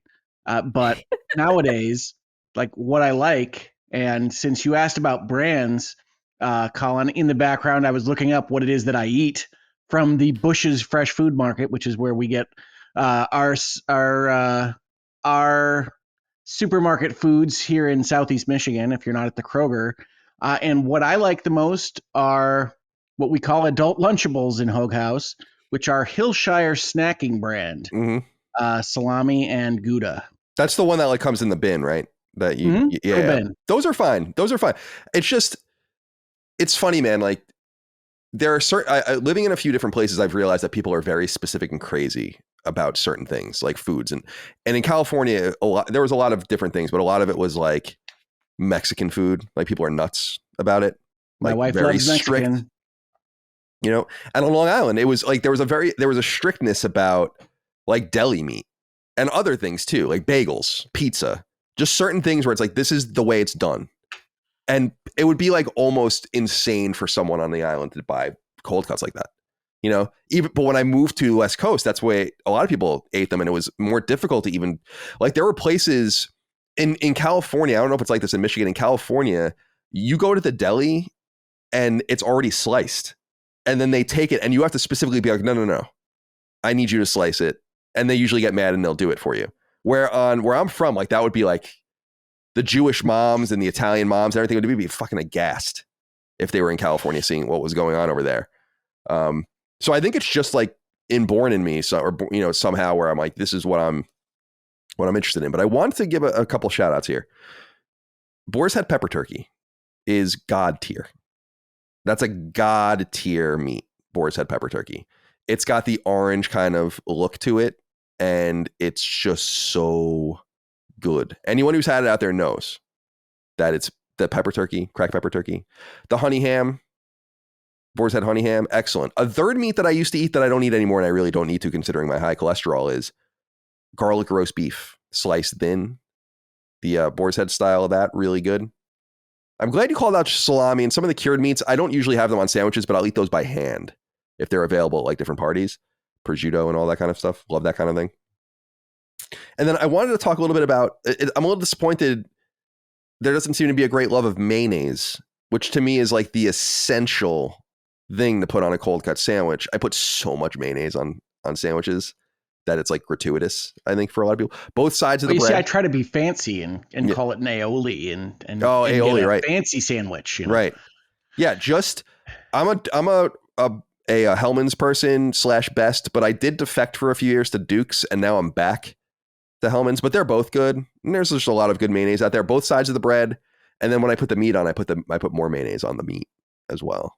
And then I have to be specific about this. I cannot have my meat sliding about the sandwich. Yeah, it just is very bad for me. No, I understand that. Lubrication can be there's bad. too much lubrication when I do it that way. That's a good point. Fair. That's right, Dustin. I want to call out, though, a really secret key ingredient. This is more of a Chicago Italian thing on sandwiches and hot dogs, especially, but it's something I picked up on Long Island, and people do it there too, is giardiniera, the peppers and like carrots and stuff that are in a jar. Do you guys know what I'm talking about? And you put them on a sandwich. It's like celery, peppers, carrots. And this is very common on like a Chicago style hot dog or whatever. I will tell you, I use I don't even know what you call it. It's like a sub juice that you dab on one side of the bread that has that kind of taste to it. And I think it's called, this is the problem. I don't shop for myself, right? So I'd have to go look at my refrigerator door, but I think it's called sub sandwich Sub juice? sauce. Sub juice doesn't sound right. That doesn't sound marketable to me. But yeah, it comes in like a big thing, and then you squeeze it onto the other side of the bread, and it gives you that kind of little bit of peppers, celery salt kind of taste. I'm trying to find, just because in case you guys are curious, this is the brand that I recommend. I'm putting it in the chat from Amazon. Marconi, the original Chicago style hot giardiniera. And I've heard people call it gardenia. I've heard people call it all sorts of different things, but that's how you say it in Italian anyway, with a bad Italian accent. So highly recommend that, just a layer of that on the sandwich. I do love chips on sandwiches too, but the shout out really is just a potato chip sandwich with mayonnaise.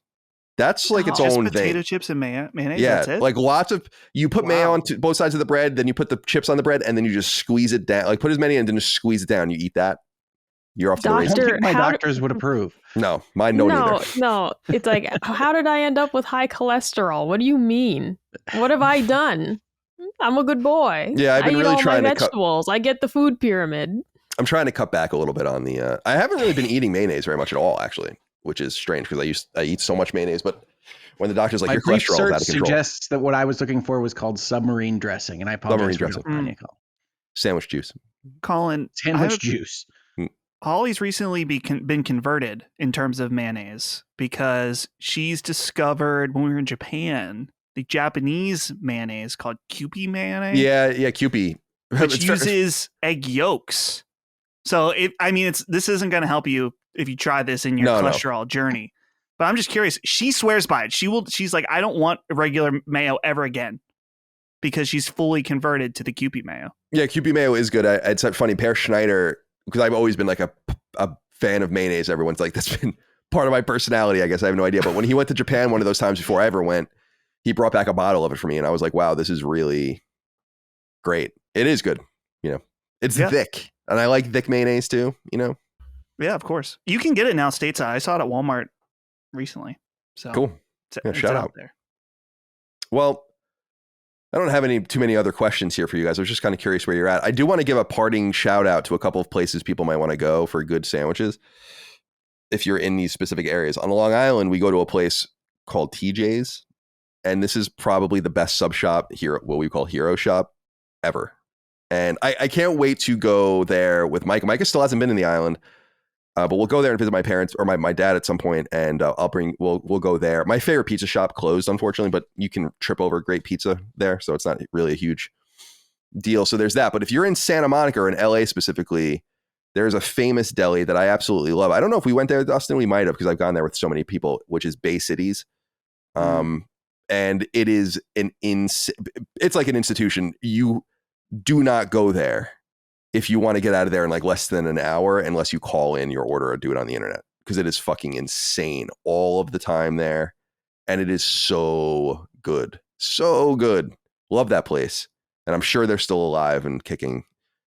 So shout out to Bay Cities. I'm sure it's a tradition in LA to basically go there on your way to the beach to get sandwiches. So it's just always so crowded. So you go on their little website and you make your order, and then you just kind of go and pick it up. When I was there, they were cash only, which was interesting. I don't know if that's still the case. And really, really good stuff. Probably pound for pound, the best deli ever, even outside of New York. So shout out to them. But they are from New York, so that's why it makes sense. All right. I'm satisfied. Let's move on. Dustin, let's go to you. Okay. My topic that I wanted to ask you guys about are your biggest disappointments. Now, originally in my email, I had framed it like you could have a personal one or a, something more media, less serious. So you guys can really frame it any way you want. I was thinking, man, what is the most disappointing, like something that I was so incredibly excited for, and then it just completely shattered my excitement and really shattered my psyche in a lot of ways. And I was thinking about this. This might be retreading a little bit on an old topic, but I know you guys have your own things as well. So sorry for the audience that's a stickler about this, but I think one of the most disappointing things in my entire life was when The Last Jedi came out.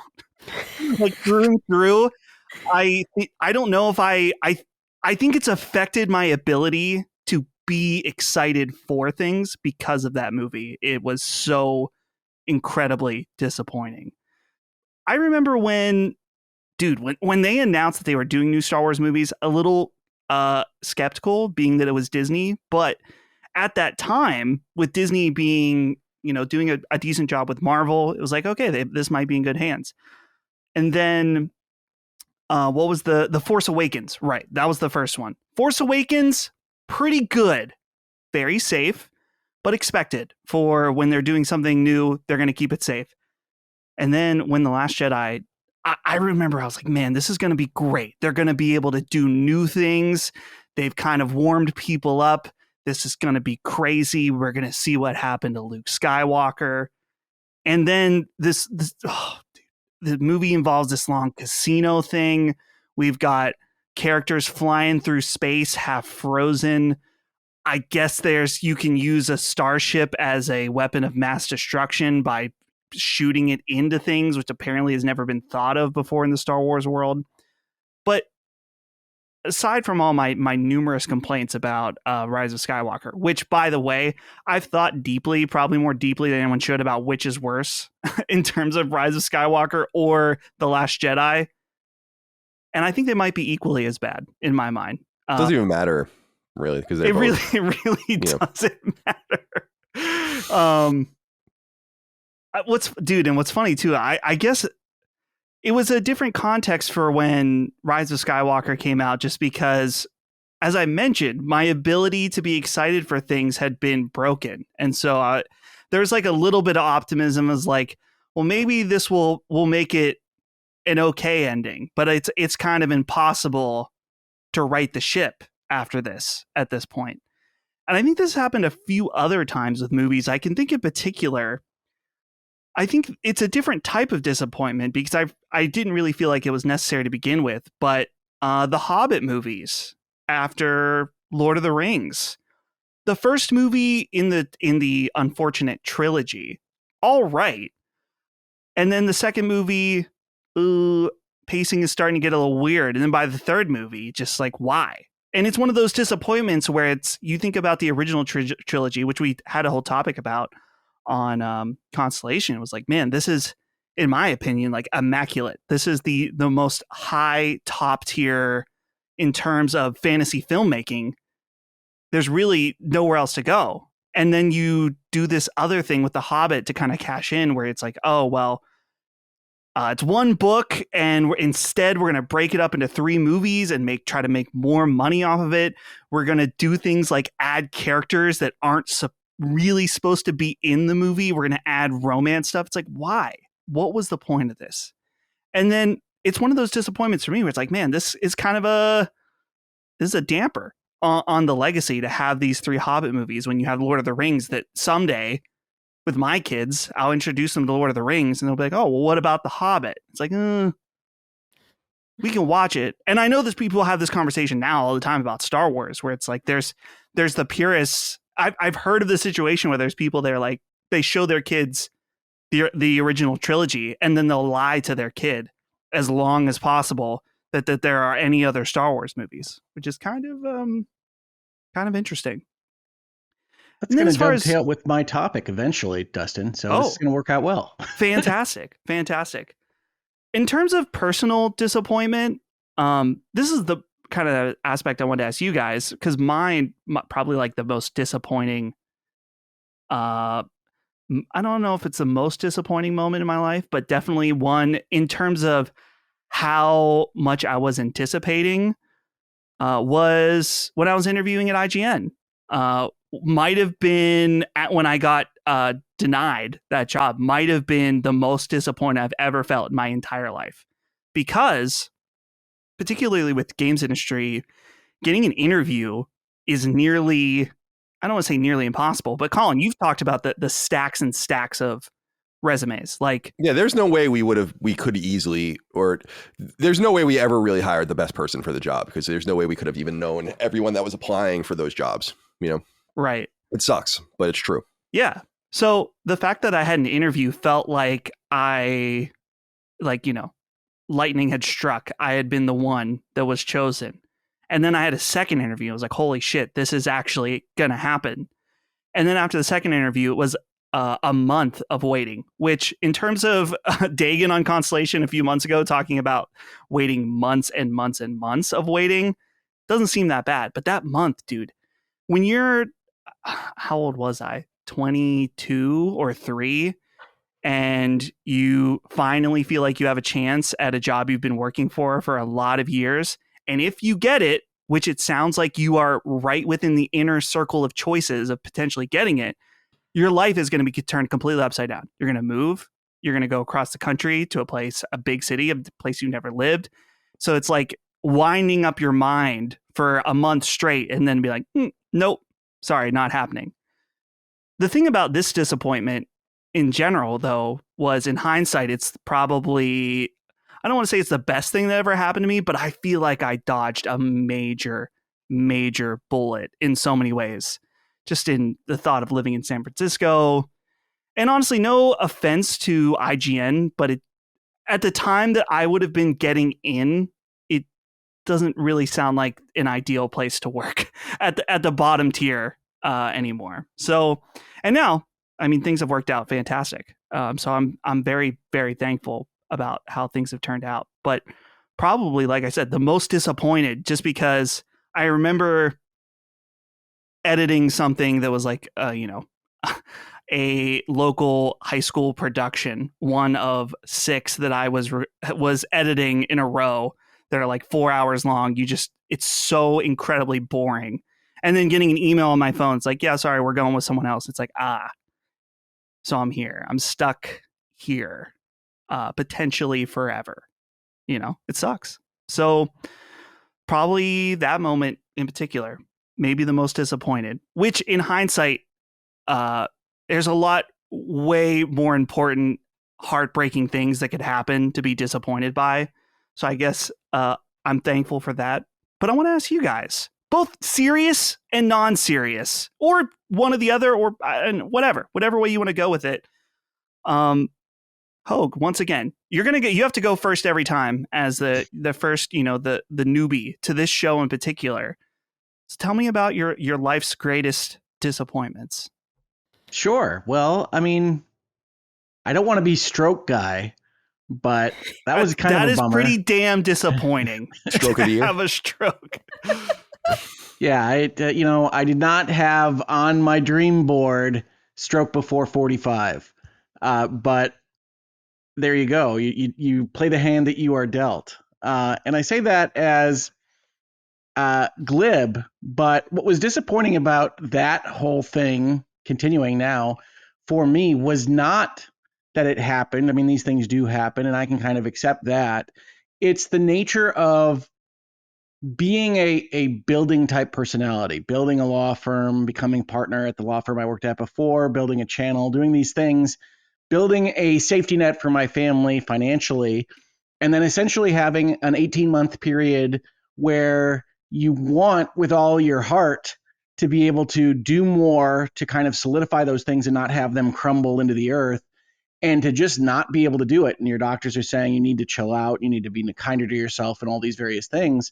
And having to just kind of watch certain aspects of this, I'm going to use the word crumble. It didn't really crumble, but watching what you've been building and what you've been acting for your whole life kind of go in a direction you would not want it to go is hard.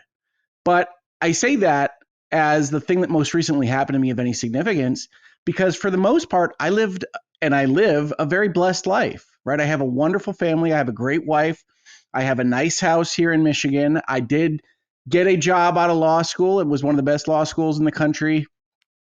And I got a job and I became senior partner at a major law firm. And then I went and did my own thing and it was a success. And I made a YouTube channel and it was a success. I don't have a lot to feel disappointed about. So it really was this kind of physical anomaly that put me back in my place, as it were. But the one thing I did want to notice about what you said, Dustin, and I feel this very strongly about the notion of disappointment, is that it's always a function of what you are expecting out of the circumstance Absolutely. or piece of media or whatever, right? Yeah. Disappointment is a function of expectation. And so I expected my life to go in one way, and we kind of went in a different direction. We got on a different railroad track, and we're finding our way as to what that railroad track leads to now. And that's a process. But I think, like you said with Last Jedi, and I love that that's your example, because that was actually the first thing that I made for the internet, right? 2016, I opened Hoeg Law. I left my previous job. I opened Hoeg Law, and I'm looking at ways to sell my legal services, establish that I am a person and not just a lawyer, because where I was at was a big law firm that really was always be professional, always represent in suits, always be a robot of law. And I wanted to be more personality driven. I had seen the success with places like Giant Bomb and Kind of Funny and LSM. I think not as much in those days, but I had seen that the marketplace was moving towards personality driven stuff. And so I went to The Last Jedi on opening night in December of 2017. And I woke up the next day and I said to my wife, I said, this is not right because it's a media property. And I know I'm overthinking this, but it feels like a close friend moved away. Like, I don't want to say somebody died, but it feels like, oh, I have a Darth Vader on my desk, and I have all these various things in my life, and I don't feel that love anymore. And I was a guy that went to Star Wars Celebration, right? I was a guy who married a girl that dressed as Padme Amidala to go to Attack of the Clones. And The Last Jedi comes out, and I wrote a I'm going to call it a paper. It's a very long article on it on my blog at Hoeg Law, and that's what introduced me to the wider internet. That's where I first found out about a place called Reddit. It got passed around on a place called Tumblr that I didn't know. And so I just watched this kind of thing that I wrote go around. And then I said, well, a lot of the people on YouTube sound pretty idiotic about what they're talking about with respect to critiques and these things. And one guy has 6 million views, and he's just pointing a pen at an iPad that he's taking a camera of. I think I can do better than that. And that's when I started to think about doing a YouTube channel on my own. So I try to make silver linings out of these things, but I really like that you mentioned The Last Jedi, because that was really what brought me to the party of talking about these things at all. Now, I'm going to get in a little trouble for my not so serious biggest disappointment, I think, potentially on this panel, because in 2024, I would say my biggest, most recent media disappointment is Final Fantasy VII Rebirth. And that is a function of my super high expectation, right? You can't have significant disappointment without significant expectation. And I think Final Fantasy VII Rebirth has a lot of good things in it. It has a lot of good art, has a lot of good music. It just never spoke to me like I wanted it to speak to me. It never reached those heights that I felt with Remake. It never reached where I wanted it to reach with what I remembered of playing Final Fantasy VII. And some of that might be, Dustin, because it is a bit like the Hobbit project.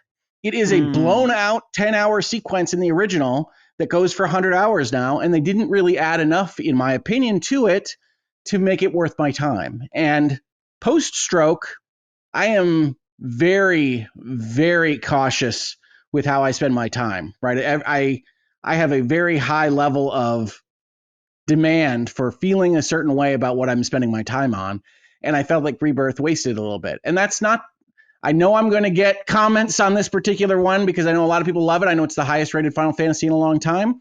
But I go back and I play Final Fantasy 16 when Rising Tide comes out. I played it again this past week. And I like that a lot more than what I found out with Rebirth. And that was my game of the year. Like, going in, if you're asking me on January 1st, what am I looking forward to the most? It's Final Fantasy VII Rebirth. And it just didn't do that for me. Yeah.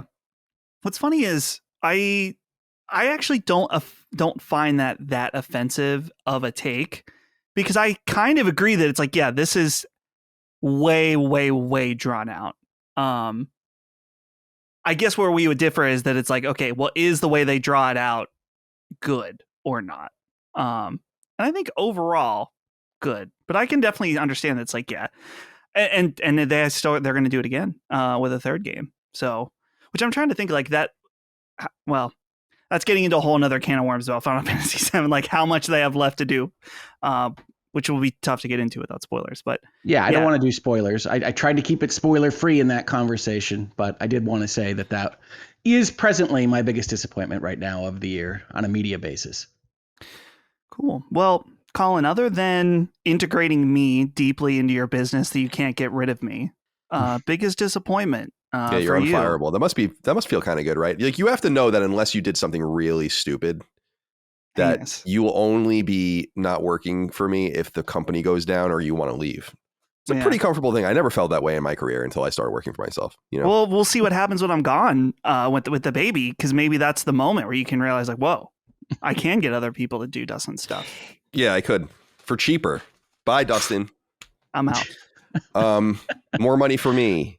All right, so it's funny that when you said this, because I'm so glad you both brought it up because I didn't even want to go there, but it's like I wrote in my notes The Last Jedi as one of the things. Thank you, dude. I'm so glad. The reason The Last Jedi was I won't get it. We did a whole Star Wars episode. I'm not going to get into it too deeply. I promise. I know people are tired of it. I get it. I'm tired of it too. But people have to understand the reason that The Last Jedi was so disappointing, I think, was because they kind of bait and switched for a while where it looked like things were actually in very good hands. And so I went in 2015, episode 7. I went in pretty guarded and I liked it. I actually really still do like episode 7. I think it's very safe, and it's like a replica of A New Hope, but it's good. Like sets things up. I love portions of that movie. I think the performances are strong. Characters are strong. And then, as everyone knows, it's divisive, but Rogue One comes out and I'm like, this is the best Star Wars movie ever. This movie fucking ruled. I fucking love this movie. And like everything about it. I love it. It's perfect. It's like, it's exactly what I want Star Wars to be. Crazy suicidal war movie with all these zany characters that feeds into something central about Star Wars. It's not some stupid shit like they do on Disney Plus now, where it's like it's literally about one of the fundamental mysteries of Star Wars, which is like how they got the plans to the Death Star. It's brilliant. It's exactly what everything should be. Everything should be one step away from the original Star Wars movies with things like that. And so I was like, damn, dude, they're really killing it now. And so I went into The Last Jedi being like, this is going to be great, especially because it's like the Empire of the trilogy, right? It's very similar to how I felt about Attack of the Clones when I was a senior in high school when that came out. And I was like, man, this sucks.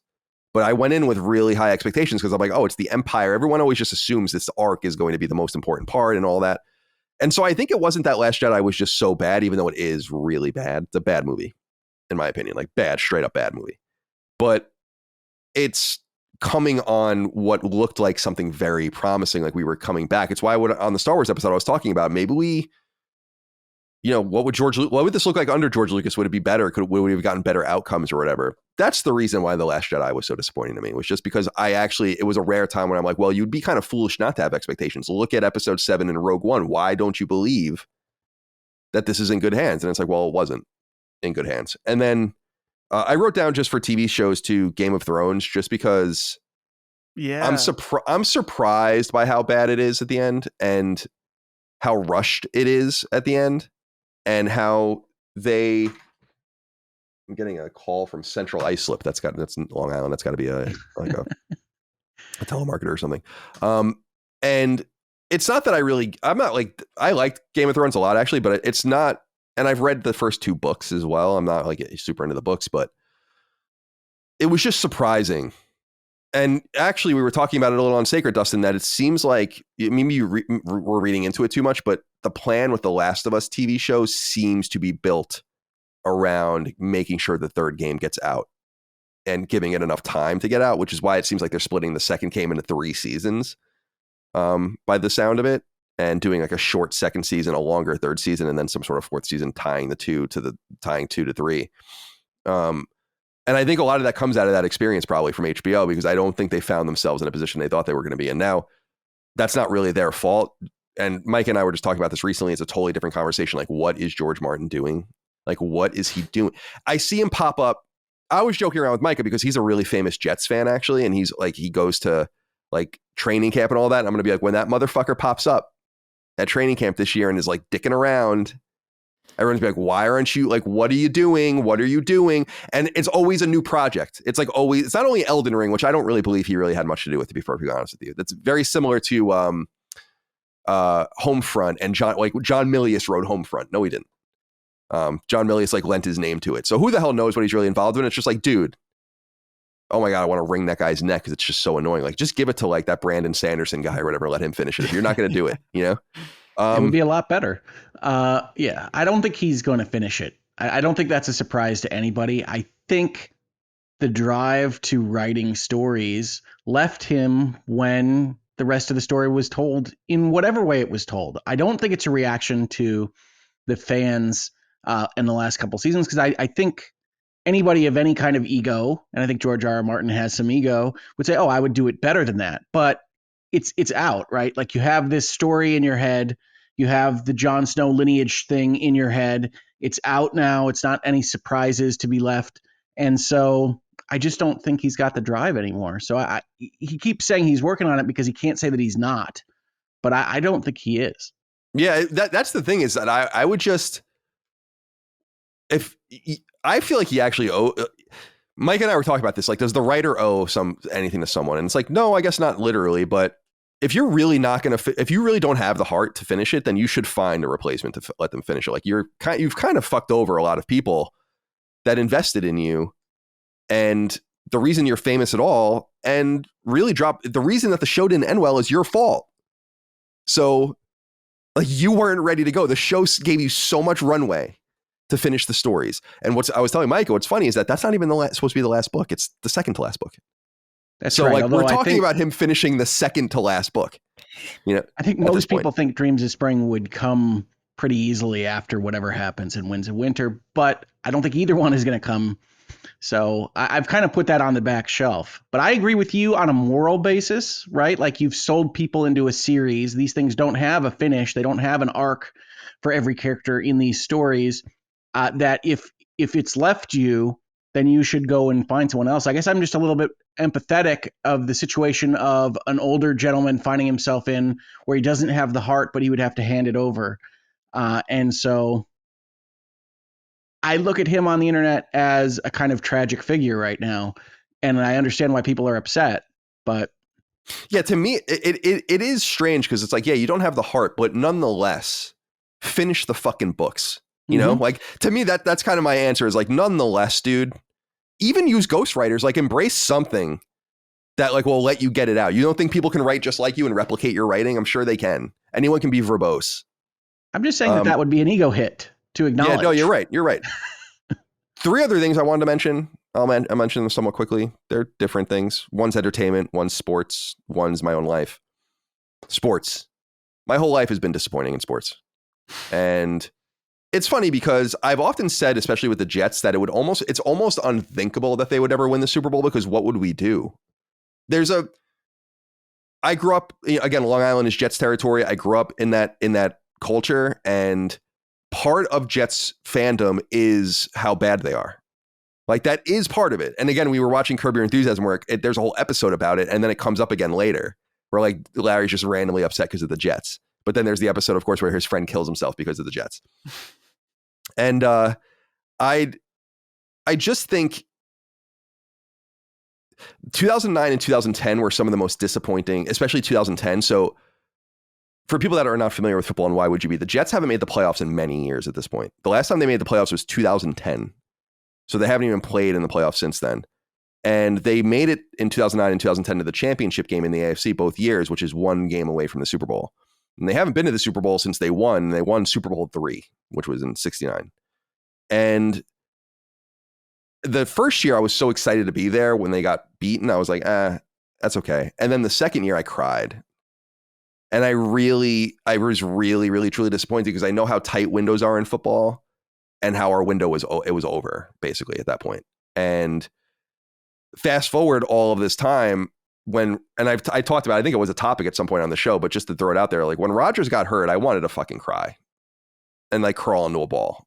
I thought of you when I saw that news. Yeah, dude, I got so many random texts and calls from people. Like, I was so excited, dude. First of all, my nephew Declan he's going to Virginia Tech, by the way. Shout out to him. In the fall, he brings it up sometimes. He's like, you really willed it to existence, because he was like, you were talking about Rodgers going to the Jets before it was even a thing, like the possibility of him going and having this Favre-like thing where he's going to come and, like, he can win a championship, become the most famous Jet ever, and then retire. Like play 1 season or 2 seasons, win, and be out. And he would never pay for a bill again on Long Island. He would have statues erected of him everywhere. It would be like this huge thing. And a lot of us believed it. And I felt in the Jets fan base, it's like we really started to believe it last year. And it was the most Jets thing ever. That was what was so disappointing about it. It was not this injury. Like Vinny Testaverde, when I was first becoming a Jets fan in the 90s, like got hurt in the first game one year when we were like right after we were in the championship game in 99, and it was like horrible. But this was so fuck. I was like, he's fucked. Like you were immediately going on Twitter and having people being like, he just blew his ACL. Like you can see it. It pops. And you can. I remember watching like a thing where his like leg reverberates. And I was like, you have got to be kidding me. And it took me like a month to kind of shake it off of, I can't believe this. How long? And I was waiting. I'm like, now we have to wait a whole year for him to be, and now we're getting so close again. Yes. I was going to say your probation period is almost over. Right. Exactly. And like, and the schedule is a little softer. And I would argue on paper, we're even better this year, substantially better on offense, especially. And I'm like, I can't let myself get into this trap again, where I really did have expectations of like greatness. I was saying it. I was saying it to Micah was even checking me. I'm like, we're going to win the fucking Super Bowl. I feel like it's going to happen this year. It's going to happen. Like it just feels right. Like there's something about it. And then 4 plays and him coming out with the American flag. I love like where it's like Aaron Rodgers 2023 highlights and it's him just running out with the American flag and that's it. I do feel for you. I didn't think about sports in my disappointments, but yeah, as a Lions fan, I was in this past year thinking about what I would do if the Lions were in the Super Bowl, because of course the Detroit Lions have a 17-point lead at halftime of the NFC Championship. Yeah. And I went down with my daughter to my basement where we play video games together. And I said, don't assume anything. The Lions will find a way. And of course they lost in that game. If they only were leading by a little bit more than 17 points, it would have gone better. But yeah, it's the Lions. So it's not my biggest disappointment because I've long put that emotionality on a shelf because I can't give that over to the Detroit Lions. Yeah, I totally understand. We were all pulling. I think everyone was pulling for the Lions. Yeah. And I certainly was. I've always kind of pulled for them I don't root for any team except for the Jets at all. And however anything goes to affect the Jets positively is what I want to happen. But with an NFC team like that, they don't encounter each other and they're like lovable. They're like the Jets of the NFC. And I would argue even worse in a lot of ways in terms of like, we won, at least one time. We've never been to a long Super time Bowl. ago, and so I feel there's like a kindred spirit I feel with the Lions where I'm like, yeah, like I wanted it for them and they'll be back. They're great. Campbell's good. Yeah, definitely. And I like Dan Campbell a lot as the coach. Yeah, he's great. He seemed a little crazy at first, but he got it all done. I'm so happy for Jared Goff getting that second big contract. Like he was cast away basically and thrown out. And I was, it's not personal, but it is deeply personal. And for the Rams to win the Super Bowl like the next year without him, with like the guy they traded away, I feel like he's going to have the last laugh. I feel like the Lions could potentially win a Super Bowl under him, and then it's kind of the same difference really, and it just was a lot harder road for him. So I'm rooting for him for that. And the Islanders, they're a little less painful because, and this is what I was saying about who like winning and all of that, is the Islanders won 4 Stanley Cups in a row. They just happened to have won them right before I was born. So, and I always say it's so cool when you see old cars on Long Island every once in a while where there's still Drive for 5 stickers on them. You don't see them very much anymore, but that's from like the mid 80s when they were trying to win and they went to a 5th Stanley Cup final and they lost in a row and they lost. So I grew up in a culture of like the Islanders not being good really, but there was always those banners in the rafters and it's like, you can't be too upset. Like they're a notoriously all-time hockey team. And in the COVID era and in the post-COVID era, they made it to the conference finals 2 years in a row. And they didn't make it to the finals either way, but that was insanity. I was like, I can't even believe that this is happening because it's so hard to win a Stanley Cup. It is so difficult to get through the playoffs in the NHL. It's so much harder than the other ones, in my opinion. And for them to have gotten that far, yeah, it's like you can play as many as 28 games to win the Stanley Cup, extra games. in addition to the games you already played. And so I was just kind of, even though the first year was kind of like the cheap COVID year or whatever, and then the second year, it was disappointing, but I'm like, it was kind of cool, like to see them go this far and almost get there. So a little bit less disappointment in there. The other thing I wanted to mention was that the last Dredge record, Dredge, one of my favorite bands, is I was so disappointed in that record. I think everyone was, which is why I hope that they don't end up leaving it there and release a new record soon. And then personally, just not to get too deep into it, but it kind of funny turned into a disappointment for me as I was there, like just the experience of it. And that was probably the closest I ever had to like a professional or personal disappointment that was like really worth noting as an adult anyway. Because things, much like Hoeg, things kind of went my way in a lot of different ways. And I'm totally mindful of that and understand how lucky I am and fortunate to have drawn the cards that I've drawn. So I have, like, you're talking about the IGN job. It's like, I never even had time to think about what it would be like to go there or whatever, because the job was offered to me. I mean, that's like insanity, right? I didn't have to like ponder on that and interview and do all that kind of stuff. Things kind of just fell into place, and I'm totally aware of that. But kind of funny towards the end of it there, I was just like, I knew in my heart, I was like, this isn't what I wanted at all. And that was palpably disappointing. It took me probably a year to come to terms with it. You know, when we moved to the first studio out of our apartment, I'm like, I already don't want this. Like the way this is going, it's not fun. It's too serious, and there's too many stakes. We're doing too much. It's weird, isn't it? Like, I remember having those feelings when I was made partner, right? Like, you aimed your entire career at this. You're going to prove yourselves to these people. You're going to make partner. And like, I was at that dinner and I'm like, yeah, this is definitely not what I want to do with the rest of my life. Yeah, exactly. I didn't found myself at odds with some people I was working with. I found myself at odds totally with like the programming, and just really had no control, even though and people would have been like, oh, you're crazy to leave that job. And that was the big thing for me, was like, oh, you're crazy. And a lot of people thought I was crazy. I kind of thought I was crazy too when I left there too, because it's like, wow, it's never going to be that good again. But it could have been the best decision I ever made. I mean, in every regard, I'm so glad I did that. So I ended up dodging a bullet. But yeah, that was disappointing, because I really wanted it to be something else. And that's why I think I'm so comfortable not being there anymore. It's been years now, of course, but when I look in on the content, I check them out every once in a while. It's like, this isn't the same company. Like, whatever we were doing is not what it is now. And so I feel totally divorced from it, and as if it doesn't exist anymore to begin with. So it's easier for me to like kind of get over that. Of like, I don't miss it. I miss IGN a lot more than I miss Kind of Funny, like in a lot of different ways. You know, I would never go back to games media ever in a million years, but I do miss that experience and like what that was like and what that did for me a lot more actually than that interstitial period.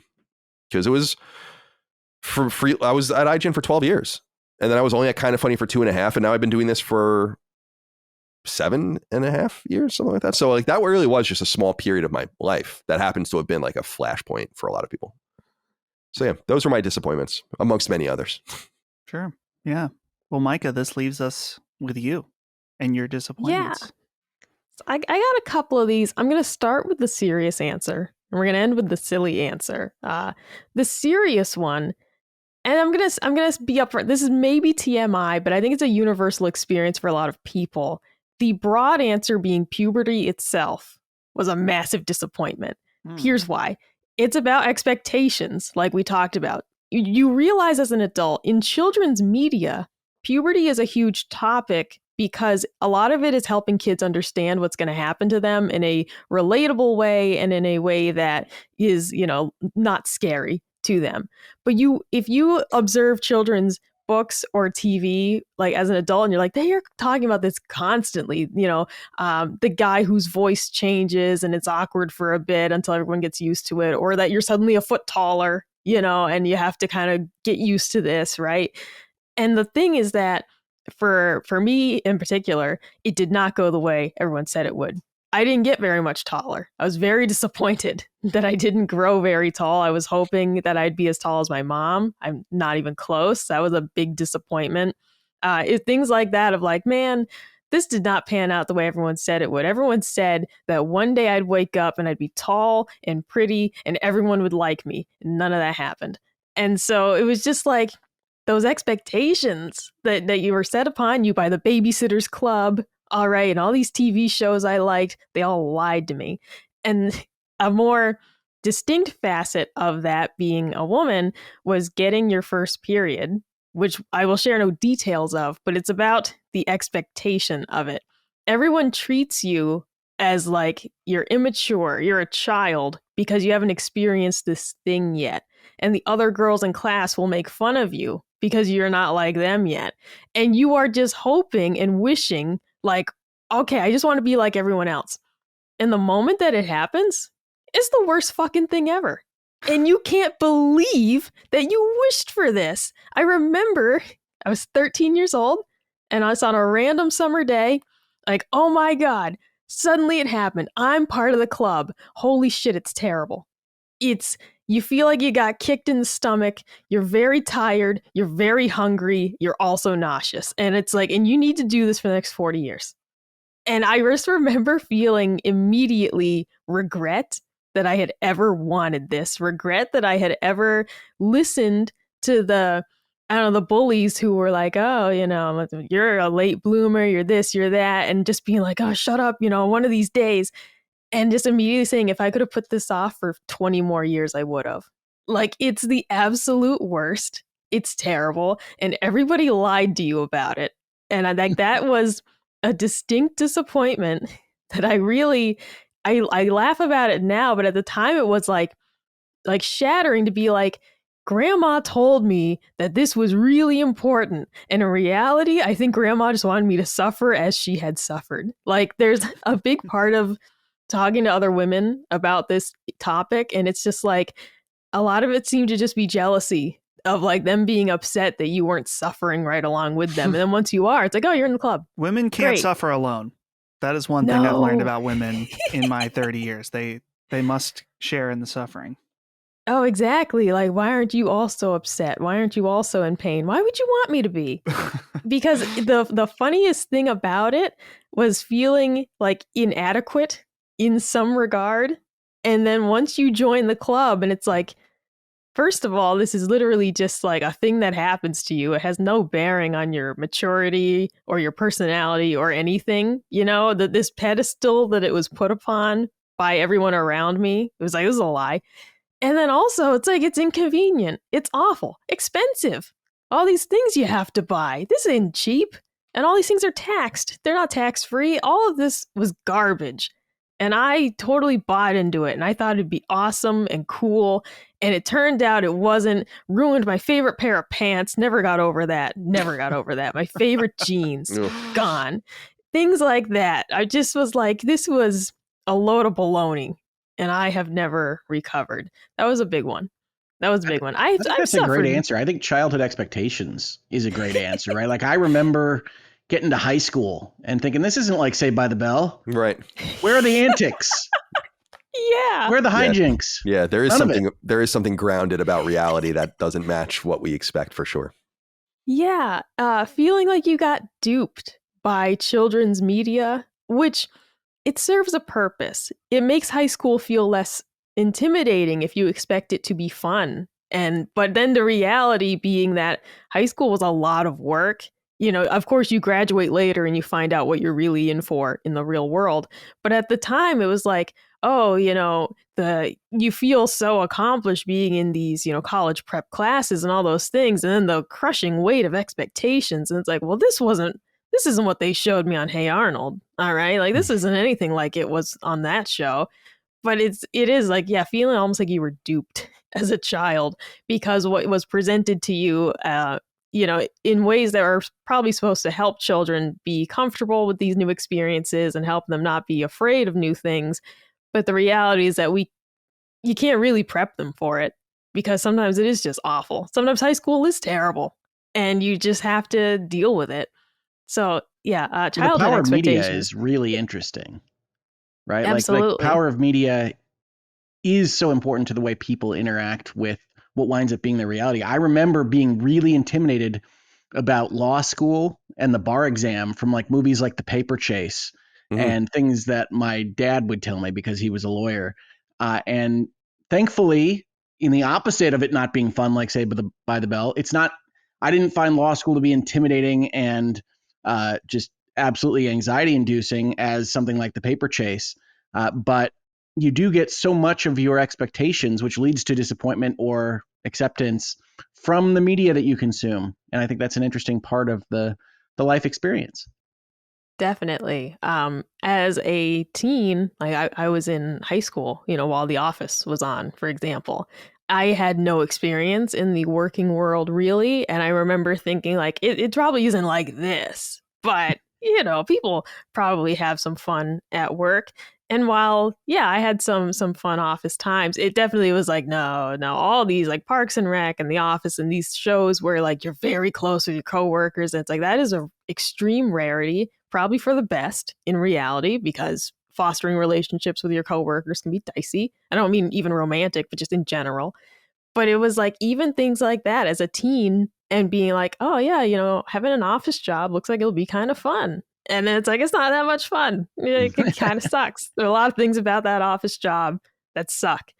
And there's a lot of, what the media kind of presents to us and sifting through what's real, what's not, and just kind of getting through it. The less serious answer that I had, but that was still very dear to my heart. Gentlemen, you guys like potato bread, I assume. Who doesn't?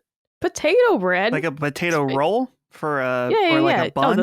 Either one. Potato rolls, a potato sliced bread. I mean, Dustin, if you don't like potato bread, I'm going to throw you out that window. Well, I just don't normally, I wouldn't get it in that form normally, like sliced bread.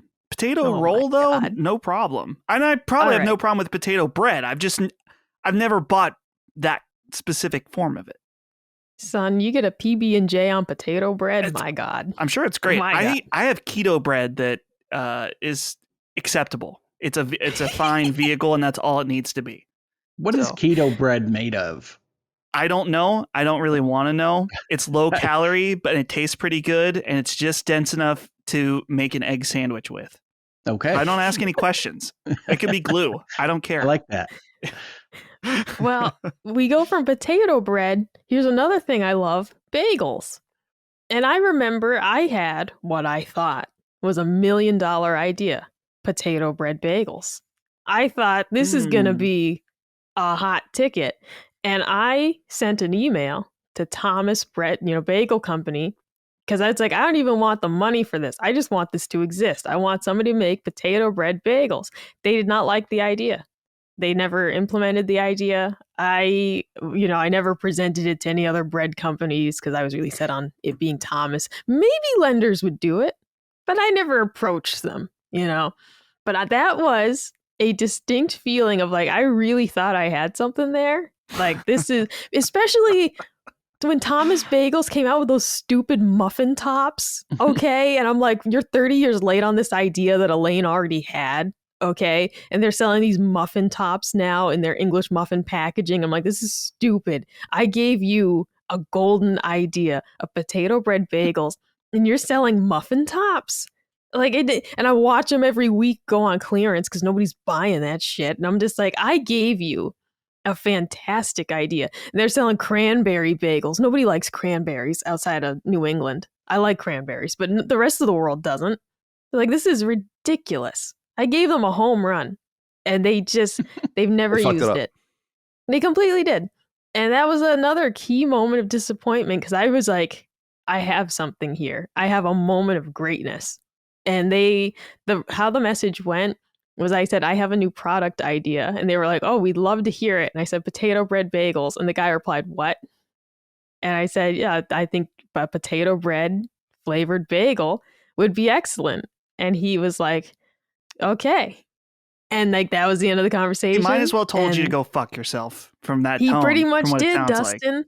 He pretty much did. Unbelievable. It's like, hey man, I'm giving you a free product idea. First of all, I'm not saying you have to use it, but I'm not even asking for anything in return. I'm just saying like, I think you should make this.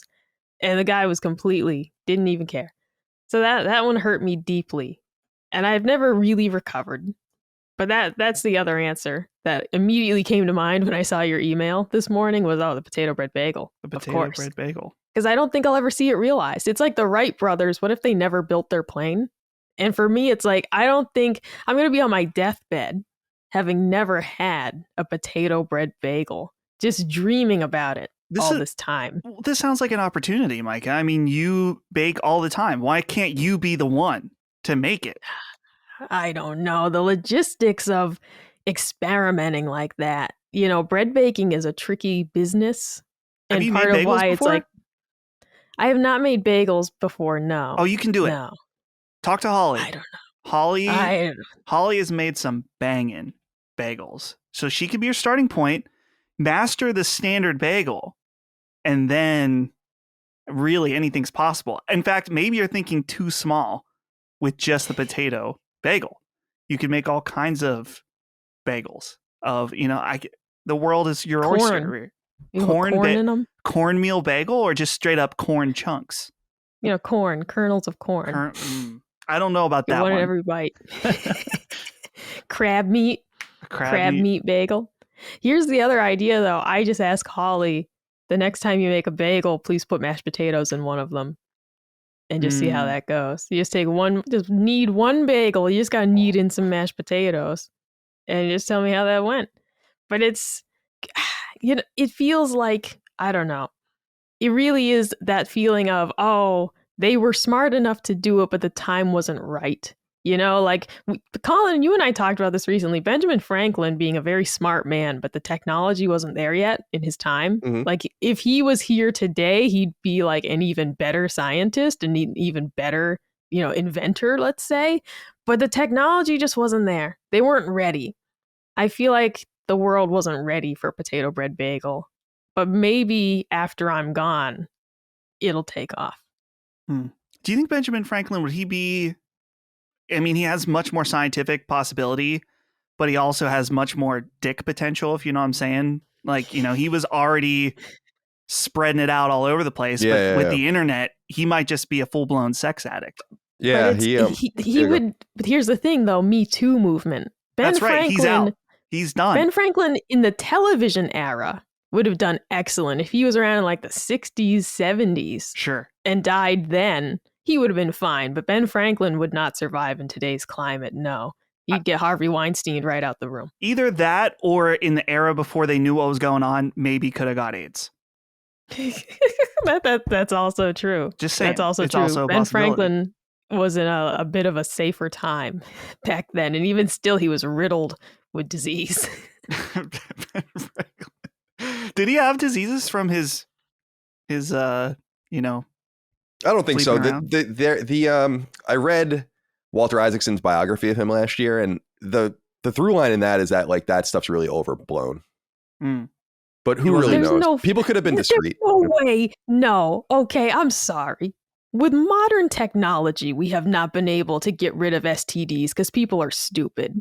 You can't tell me that in Ben Franklin times, that guy wasn't crawling with crabs, syphilis, whatever. You don't get around the track without getting a few skid marks. All right, that's all I'm saying. Do you know in the Columbian Exchange, which is so when Columbus and the early explorers started coming over, things started going back and forth, like crops and animals and all that, and diseases, of course. Do you know that syphilis is actually one of the native diseases, that it wasn't in Europe?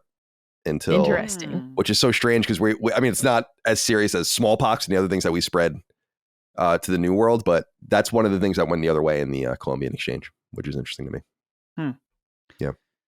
Well, I guess I'm satisfied. Other than I just want to say a video game disappointment, as we're so video game adjacent. Maybe my biggest video game disappointment, and I've never played it because of how bad the reviews were. And I was so disgusted that my pre-order came in the mail and I sent it back because I want nothing to do with this game. It was Mass Effect Andromeda. No.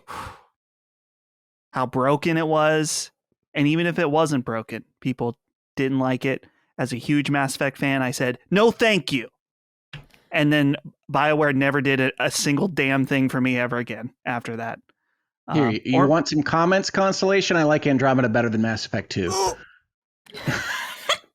You specified Mass Effect 2. I did. That's one of the That's craziest the best one. It is my least favorite Mass Effect. See? Thank you, Mass Effect commenters. I appreciate those well wishes. Mass Effect 2, that's interesting. That is certainly interesting. The Final Fantasy VII Rebirth thing I thought was, I mean, it's each his own. See, that's the whole thing is it's not that I don't care what other people think. I obviously do. We talk about what other people think all the time. It's just, I don't take it on board. It's like, oh, this person feels this way about something. Doesn't affect me. And I think some people think that it creates like a passive conversation on our show sometimes, but I'm like, I don't really feel like confronting people about things that I'm not really that invested in. I didn't make Final Fantasy VII Rebirth. I keep bringing up the idea of 311, right? Like, my entire life people are like, 311 sucks. I'm like, I don't care that you think that. It doesn't bother me. It's not my music. Don't you understand? It's not mine. So like, I just like it. So I was a little offended by your Final Fantasy VII Rebirth conversation until I realized it really has nothing to do, because I would argue that's like the best game of the year for me so far. God, no. I was sick of all those mini games. I didn't even play the fucking thing. I was like, if you play one more mini game, I'm going to throw this thing out the door. I can't stand it. The whole time you're playing, it's like, oh, now we're doing this, and now we're doing this. Now the dog is playing Rocket League, and I'm like, this is crazy. This is bonkers. And then, oh, great, Chadley, he keeps bothering me, and I'm like, I wasn't even playing the game, and I was so sick of it. I was just like, and they're making another one.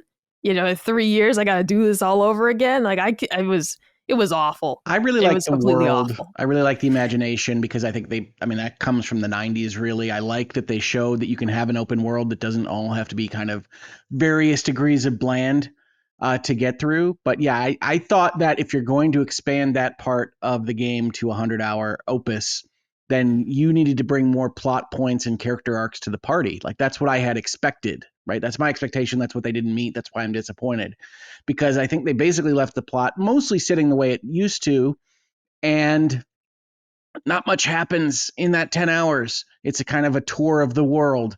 And now it's not much happens in that 100 hours, except for the one thing that I was waiting to have happen, which we won't talk about because of spoilers. I didn't think they handled very well. So even at the end, when I was ready to say, okay, you guys deserve this. Oh, the ending, I just didn't think they handled it well. Is it the big event in Final Fantasy VII you're talking about? The big event that I was waiting for, and that they had kind of set up in remake, right? Like, they were talking about these various things, and I'm not one of those that thought it should have gone terribly differently, but I do think that they really screwed up in a way that's similar to like something like Lost. And we'll leave it at that. But they're kind of about the same thing in some way. Yeah, they are. Which is funny, like a determinism, and like what's cool about Final Fantasy VII to me is that it was always present day, I guess, kind of somewhat futuristic. I feel like its themes are really relevant right now about environmentalism and the death of a planet. Just seems to resonate pretty well, and I love how sci-fi they've made the new ones, like just with the subject matter, like multiple continuities, alternate realities, and like all sorts of fucking dope in my opinion. Anyway, but in the ending, I'm happy to talk about Rebirth at length at some point. Were you not? Did we not? I guess no. I guess Brad and I talked about it by ourselves. Yes, we had a text exchange, and then it didn't coalesce. Right. Yeah. I guess. Yeah. I don't really know what else to even say about it right now, except for that the big event. I was like, I leaned forward. I was like, whoa, what? Like, what? You locked in. I couldn't believe it. It seemed so obvious what was going to happen, based on, anyway, I couldn't believe it. I was like, this is fucking awesome. This is amazing. And the ending, beautiful ending, in my opinion. Anyway, Dustin, are you satisfied? I disagree, but I don't view that as an affront to myself, and I don't intend it as one to you. You don't want to fight about it. Shut up, Rick. Yeah. Well, that's the thing about social media, right? Like, I go on and say this disappointed me, and like people are like, no, it didn't. Like, well, I'm fully willing to acknowledge that it's my expectations that set up disappointment, but like, this X disappointed me is not me lying to you. And now, because of the money on like something like Twitter or something, people just accuse you of engagement farming. It's like, no, I just say things that I feel about the media and content that I consume. And as it turns out, I'm not super on the same wavelength as huge parts of like the gaming populace, and that creates friction of some kind. But that's okay. Social I'm called media names all the time for the games that I like. and the things that I don't and like. I say, even in the stuff that I've been interacting with people, I said there's a ton of stuff I like that is not commercially big wins, right? Like I go on the show that I'm on every week, the Bitcast, and I talk about Skull and Bones because that's really worked for me. And a lot of people hate it. That's fine. I don't mind. I can see why it might not work for you. It works for me. That's enough. Frank, let's stick with you. Actually, we have a topic, a new one. I'm sorry to spring that on you, but I just wasn't reading the emails, I guess. No, it's okay. Okay, so yeah, let's wrap things up with you, and we leave it to you.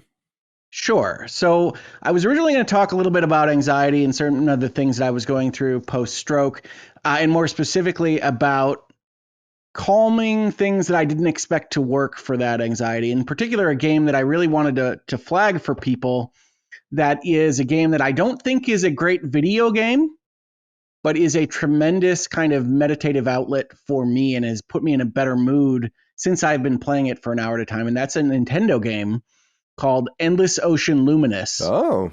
That is basically not a video game, right? You are just placed in a procedurally generated ocean and you go and you scan fishes. And if you scan enough fishes, you earn the next quote unquote story mission, which is just a kind of people speaking at you for the most part. But it's got the sound of scuba diving. It's got the sound of water splashing. It's got kind of spa music. And even when you're scanning sharks or whales or what have you, they don't fight you. It's not an aggression thing. You're not trying to survive. You don't even have an oxygen meter. You just stay down there as long as you want. And it has really worked for me for that purpose. But my understanding is that you guys have talked about meditative games or content in general pretty recently.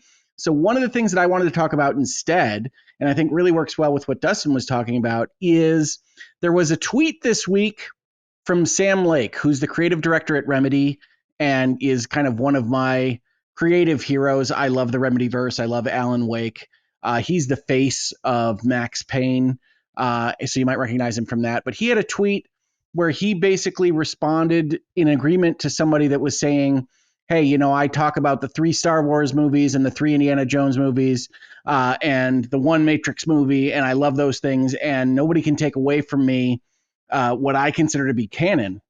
And I thought about this quite a lot, and I feel the same way about Star Wars, and to some extent I think it's a function of being a corporate lawyer type guy anyway, which is to say, I don't give any special authority to the Disney company to tell me what a Star Wars is.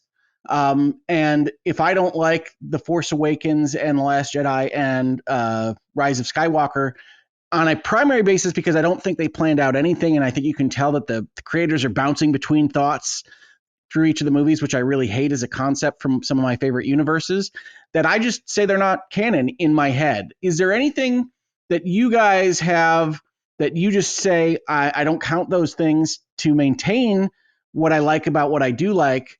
Or do you find yourself at the whims of whatever somebody makes? And if I like Star Wars, then I have to like something that has the horns and the Star Wars logo at the front.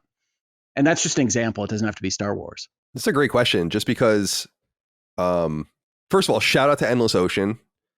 The original Endless Ocean, Arika, I think, made all 3 of them. But the original Endless Ocean on Wii is actually a game I really like. And that came out in like 2007, I want to say late 2007. Or maybe it was early 2008, something like that. And I got it on circuitcity.com actually, because my mom got me like a Circuit City gift card. And I was like, so I went and bought it. And that game was truly unique. And they did make a sequel to it, but I never played the sequel. And what I remember about the original is like it has a really beautiful intro song, but it was like very peaceful and tranquil. We used to call it the petting the fish game at IGN. And when they call it scanning the fishies, right? It's one of my morning activities. Dude, when Endless Ocean came back, when I saw that for the first time, I was like, really? I was like, whoa, that's fucking crazy. And when I went and looked at the studio, I was like, wow, it's the same team making it too, which is so fascinating. I really wonder how many people even knew about Endless Ocean back in the day, because it was a very obscure second party game at a really I knew weird of it. time I for hadn't me. played it. Yeah. This is my first Endless Ocean experience, and it's a great name for it. This one has multiplayer, and it really does feel like an Endless Ocean, that the areas are really large. They're procedurally generated, so they don't do a lot of fun geography. It's mostly flat. You're finding treasures on the bottom of the ocean floor and things like that. But you do kind of meet up with people and you wave and you exchange XP light balls. And it's super calming and it puts me in a good frame of mind if it's like one of the first things I do in the day. So I did want to mention that because I do think the people that are rating it low or it's got low reviews, like that's accurate on the axes that we usually think about games, right? There isn't a great conflict point. There isn't a great burden to overcome other than kind of the number of fishes you have to scan to get the next thing. But it's got a nice design. It's very calming. And I think that's an important thing that we often skip when we're looking at what it is that we consume or take in. Yeah, it's interesting. Shout out to Endless Ocean. That's a really unique product. But here's the way I feel about this is I'm incapable of doing what you're saying, like separating things, because they nonetheless exist. And it's not that Disney has the right to tell me what is and isn't Star Wars. It's just that what is and isn't Star Wars is or isn't Star Wars. And so you can like select and pick and choose all you want, but really it all exists together, which is why for in that example, I've just bailed out because it's like, I'm just not in this at all because it all does interconnect. And this goes into an interpretation kind of theory I have about, it always comes up, for instance, that the Lord of the Rings is like an allegory for World War II, but it isn't. Right. He's pretty specific about not liking allegory. Right. Exactly. And you can read into that all you want, but the allegory doesn't exist because he didn't write it that way. Like you're interpreting what already exists in a way that fits. And that's fun. And I think that that's totally cool. People do that with songs. Every song you listen to could be about you. Right. All these different situations. But nonetheless, the song was written about a specific person and it's about a specific thing. And any way you interpret it would be within the lens of the creator. And if it falls outside that lens, then that's just kind of a non-canon interpretation. That's not real. I always bring up how, and I brought this up many times, that when I talked to Neil Druckmann a long time ago at IGN about The Last of Us, and we did a spoiler cast for it, I told him about my interpretation of the ending. And he's like, that's not what happens. Right. And that always stuck with me in the sense that it's cool that I interpreted it that way, but it's not the way it was intended. So no matter how I interpreted it, nonetheless, the second game and all the other lore is predicated on the first game being this thing. So interpreting it like that doesn't really make any sense. And pretending that didn't happen or that doesn't exist is just kind of strange. Well, I mean, yeah, go ahead. Oh no, I don't mean to jump. I have a pretty strong kind of death of the author philosophy on this stuff, which is to say that human beings make mistakes. And the intent of authors to put something on the page, on the screen, in the music, whatever it might be, does not always match what wound up getting put on the page or the screen or the music. So I think death of the author interpretations of media are perfectly justified. And certainly when you have a corporation taking over, when you have a change of hands of creative ownership, I think it's a perfectly fine kind of borderline to say, you know what?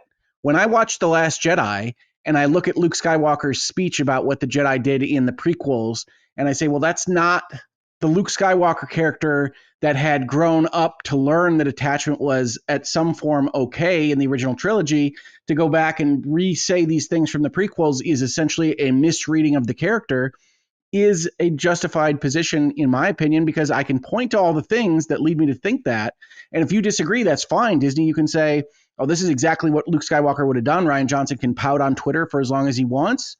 And I can say, essentially, you're the same as a Redditor that's writing a story about Luke Skywalker. Just because your corporation bought the IP, it doesn't have to matter to me. Yeah, it's interesting. I can't get past that barrier to me. It's like, I don't think many can. Because it's kind of a similar idea of fan fiction, why I think fan fiction is super corny personally, in just that it's cool that people do that stuff, but none of it's real. It's like you're just making it up. And I know people are like, but it's made up about this other fictional thing. I'm like, but nonetheless, it's not yours. It's why I always get flummoxed when people are like the Bloodborne cart thing, that big controversy around Bloodborne cart. It's like, did you really think you were going to get away with that? Or when people make a Pokemon game or a Metroid game, it's like, you really thought you were going to get away with this. Like they were just going to let this go and you were just going to do this and make a Metroid game. But like that sounds to me like the difference for you really is that Disney spent $12 billion on the right to make fan fiction official, and that matters to you psychologically. And I'm not saying it shouldn't. I think it matters to a lot of people. It does matter to me, obviously, but it also just, in my opinion, isn't a matter of debate. It just kind of is what it is. Like Star Wars is unfortunately all of these other things. In fact, all the Star Wars we grew up with in the EU is not even real anymore. They blinked that out of existence, and that also matters. That's like my biggest frustration. It's like, oh, I Jedi and heir to the Empire and all these things, they never happened. The Han Solo trilogy, Tales from Jabba's Palace, like all that stuff, Boba Fett in that book and all the rest, like none of that's real. That pissed me off on the other end, where I was like, you just fictionalized in some sense everything I invested in. It fucking sucks that you did that, but it is yours. I've never written a story anyone's ever given a shit about, but I've written 4 game stories, right? No one cares about them. But if you interpret them in any other way than I wrote them, then you're wrong. You know, like, it's cool that you're able to. But what if you're wrong? How could it be though? Because you put something in the dialogue of your game, or you put something in the art or whatever else that was your charge that you thought conveyed a certain idea, but ideas are a function of what actually gets conveyed to the party that hears them. But what about, did you watch The Sopranos? I did. Okay, so they kind of ruined it more recently, but like David Chase has been talking a lot more recently in recent years about things, but we're cutting things out because I spoiled the end of The Sopranos. We'll remove that. Okay, well, okay. And just say that doesn't what happens at the end of The Sopranos. Let's just say that. Okay. Doesn't that speak to the idea of like keeping it a mystery so that the authorial intent is never known? I mean, it's never known. That's what I do with my games, is like, I'm not going to tell you what any of them mean, really. You can interpret them however you want. That's part of the fun. That's why we do literary theory, studies and dive into Shakespeare and do all that kind of stuff. But nonetheless, there is an answer. Like, there is an answer. Sometimes it's not known. It's like Carly Simon with "You're So Vain." Yeah, it's but like the reason she didn't tell anyone that is because she didn't want to ruin it. There's not an answer in the product, right? There can be an answer in the author's head. I don't actually care. What is the end of Sopranos is journey and more at the end going into credits. And how I feel about that is what happened. Like, that's what happened at the end of Sopranos. If you felt, I actually thought, aliens were involved in some way as the writer of the screenplay, I don't care, because that's dumb and I don't have to see it that way. Yeah. Let's get everyone. I mean, it's your topic, but let's start. I'm just debating with you. I apologize. No. It's all good. This is a fairly divisive thing. So, Dustin, what side do you fall on this? Like, authorial? In other words, let me position it for you. I feel like authorial intent exists, right? There is an intention behind what you're writing, even if it's allegorical. The allegory exists in the author's head. They might never say. That's why I brought up The Sopranos. Like, until recently, they never really even said like what the intention was. And it left it up to interpretation, because the second they say what it means, then it kind of dispels all of the interpretation of it. Very similar to my experience with Neil Druckmann when I told him I interpreted what happened at the end of The Last of Us. He's like, that's cool, but it's not what I intended. And it's like, well, that matters because you fucking wrote it. That's kind of where I am. So what? And again, it goes back into fan fiction and all the rest, where I'm like, I just can't believe people even waste their time doing that shit. To be honest, it's like, yeah. It's cool to an extent. It's cool to draw pictures of Batman and Harley Quinn and Mega Man and all that kind of stuff. But when people like spending time making lore and like building these things, and I'm like, dude, make something new and then interpret it your own way and put your own shit out into the world. So what do you think about this? Well, it's funny because in terms of Sopranos, I've always found, maybe this is unrelated. I think it's funny that David Chase, is going out and telling people what happened, because to me, there isn't any interpretation to the ending of that show. Really? I don't think there is. No, I think it is insanely clearly spelled out, to the point that I'm surprised that people think that it could have gone a different way.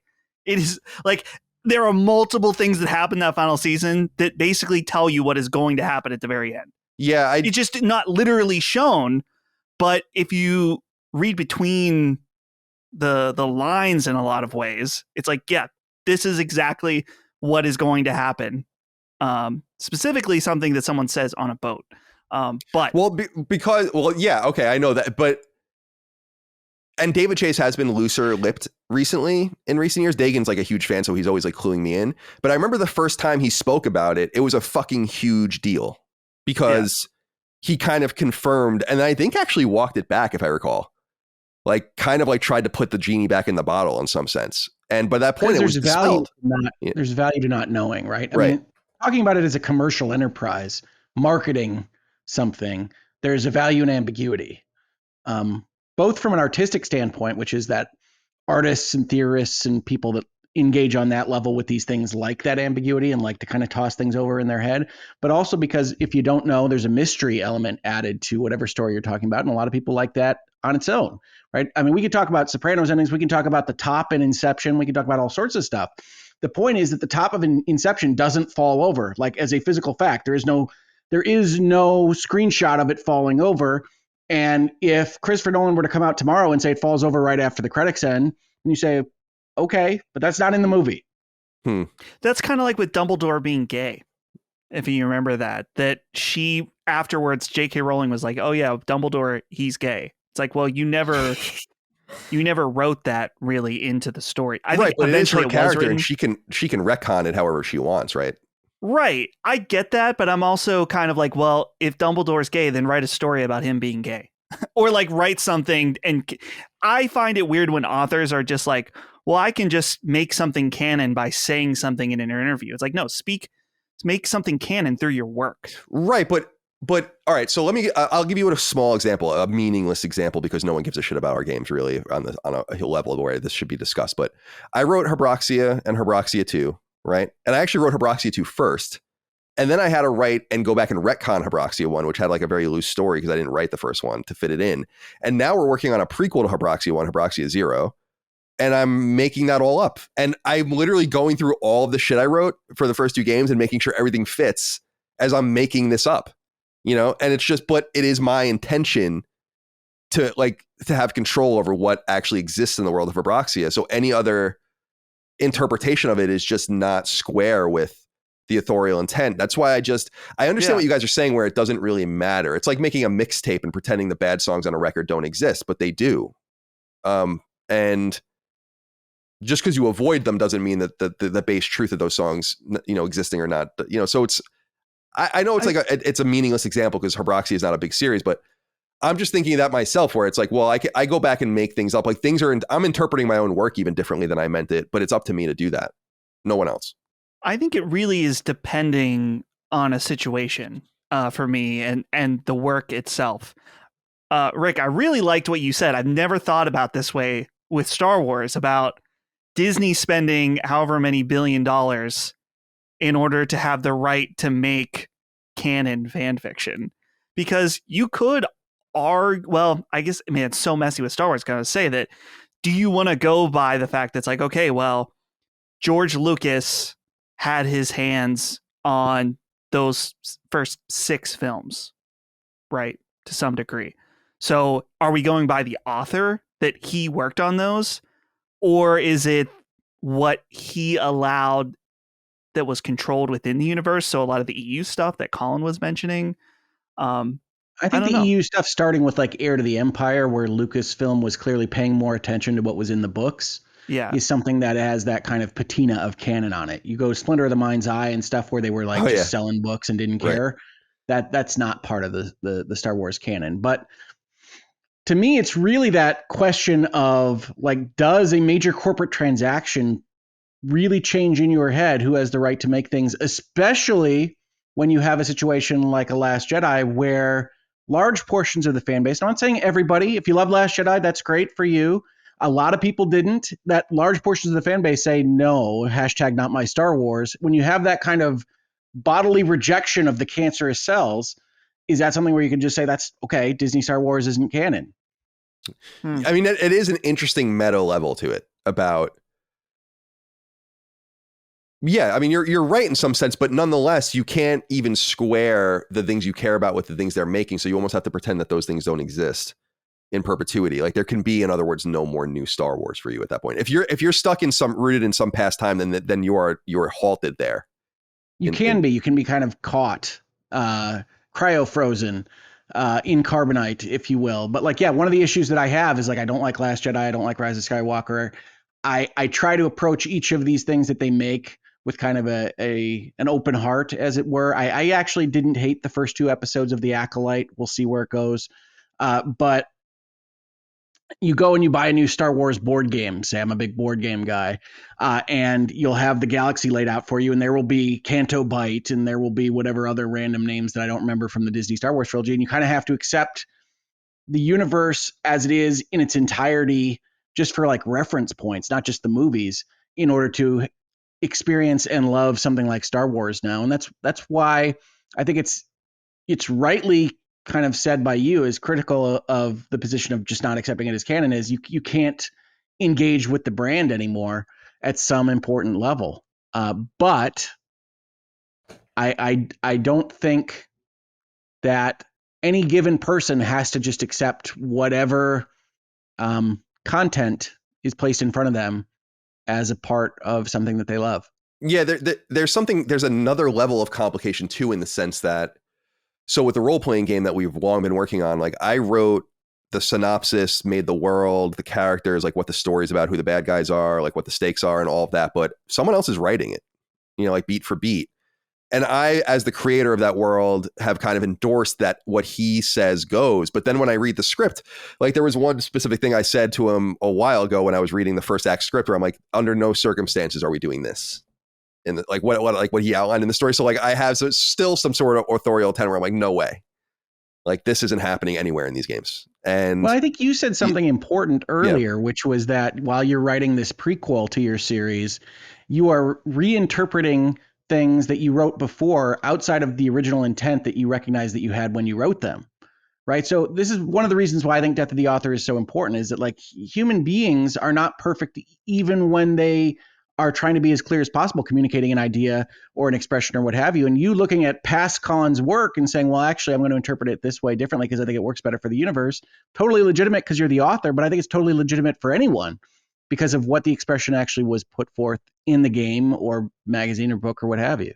What do you think about choice-based games where they have to make a decision in the next game to that, like, so I think about Infamous this way, like where Infamous 2, I don't know if did you play it? Were you an Infamous fan? I mean, I think they are okay games. I preferred Sly Cooper, but yeah, the Infamous 1 bad ending is actually my favorite of the kind of choice-based endings. And obviously, right, and Infamous 2 assumes you make the good ending, right? So it almost just removed all of that too. It's complicated. Micah, we haven't heard from you. Let's get you in here. Yeah. Where are you? I mean, this is a very vast topic. It's not though, because I have a very literal brain. And as soon as Rick proposed, like, oh, is there anything that you view this way? I'm like, absolutely. I have answers. Ender's Game, one of my favorite books. But here's the thing. What's on my bookshelf? Book 1 and 2. Because the other 2 stink. All right, book 3 and 4, garbage. I'm sorry, Orson. They're no good. He got weird with it. My dad and I got really into Ender's Game when I was in high school, and we started reading all the books, and we would read them side by side and then talk about them later. And I remember distinctly that we both finished book 3, and my dad was like, the book was a little weird, wasn't it? After we raved about the first 2. Like, we were so hyped about Ender's Game 1 and 2. He got the 3rd one from the library. We were so excited. He's like, it's kind of weird. And I was like, yeah, it was really weird. Like, it was getting something strange going on. And then I don't think either of us finished book 4 because it was a continuation of this book got fucking weird. And I just pretend that they don't exist. I have book 1 and 2 on my shelf. I'm not going to buy 3 and 4. I'm not going to buy the box set. I just only need those 2 because if I'm going to reread it, that's where I'm going to stop anyways. And I just pretend they didn't happen. I do that with also Life is Strange, the video game. I love that game. I thought it was fantastic. Everything they have done after that does not exist. It's because it was bad and it was never as good as the first one. And I just ignore it. I pretend they all don't exist. It's like, if you ask me, do I like Life is Strange? It's like the first one, yes. Everything else after that, I don't want to talk about it. It doesn't exist. This one might be contentious. My favorite movie of all time is Transformers, starring Shia LaBeouf. And after those 3 movies, nothing in Transformers has ever happened again. We don't have Mark Wahlberg talking about Transformers. We don't have any of that. No dinosaurs and John Cena. None of that happened. All right? We forget that it happened. Sorry. We just pretend it's not there. And that's all I do. Like, I'm the opposite of Colin. It's easy for me to compartmentalize that, like, nope, that didn't happen. Those movies don't exist. They never made another Life is Strange. They never made more Transformers movies. No, we just don't talk about them. Just don't think about them. Orson Scott Card died after he wrote the 2nd book. Never finished the series. Oh, too bad. He didn't have a weird anti-gay controversy for a while, or so. What was that? Something like that. He's like a Mormon or No, something. Yeah. Because he wrote Empire, which is the book that Shadow Complex is based on, and that book fucking rules. Yeah. Sci-fi books And have that, though. I think Micah's exactly right. Like, Dune is one of my favorite books. I love Dune to death. Dune gets weird. Like, I drop out by the God Emperor days. But I love Dune as a concept. I love the original book. And I love some of the follow-ons, but certainly not all of it. Dude, every time it's so sad. We turn on HBO Max now to watch Curb Your Enthusiasm. They show the Dune 2 splash screen or whatever. And like every time I have to say, in the voice of the neighbor from Office Space, Dune 2 girls at the same time. You know, like I don't know.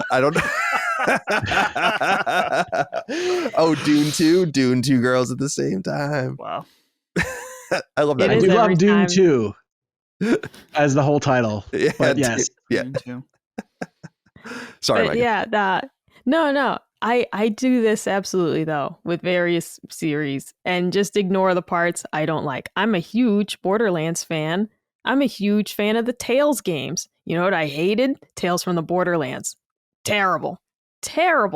Worst use of that IP I've ever seen, barring this awful movie they're making that I also will pretend doesn't exist. It doesn't look great. I was just, no, God, no, it looks so bad. And so it's like, I'm just going to pretend that didn't happen because I love the Tales games, but that one isn't real. What other Tales games are you talking about? Oh, you know, Tales, the Batman Tales games. Telltale games you're talking about. Yeah. Telltale, that's what it's called. Telltale games. Yeah. You knew what I was talking about. No, I didn't. I was confused for a minute. I'm like Vesperia or something like that.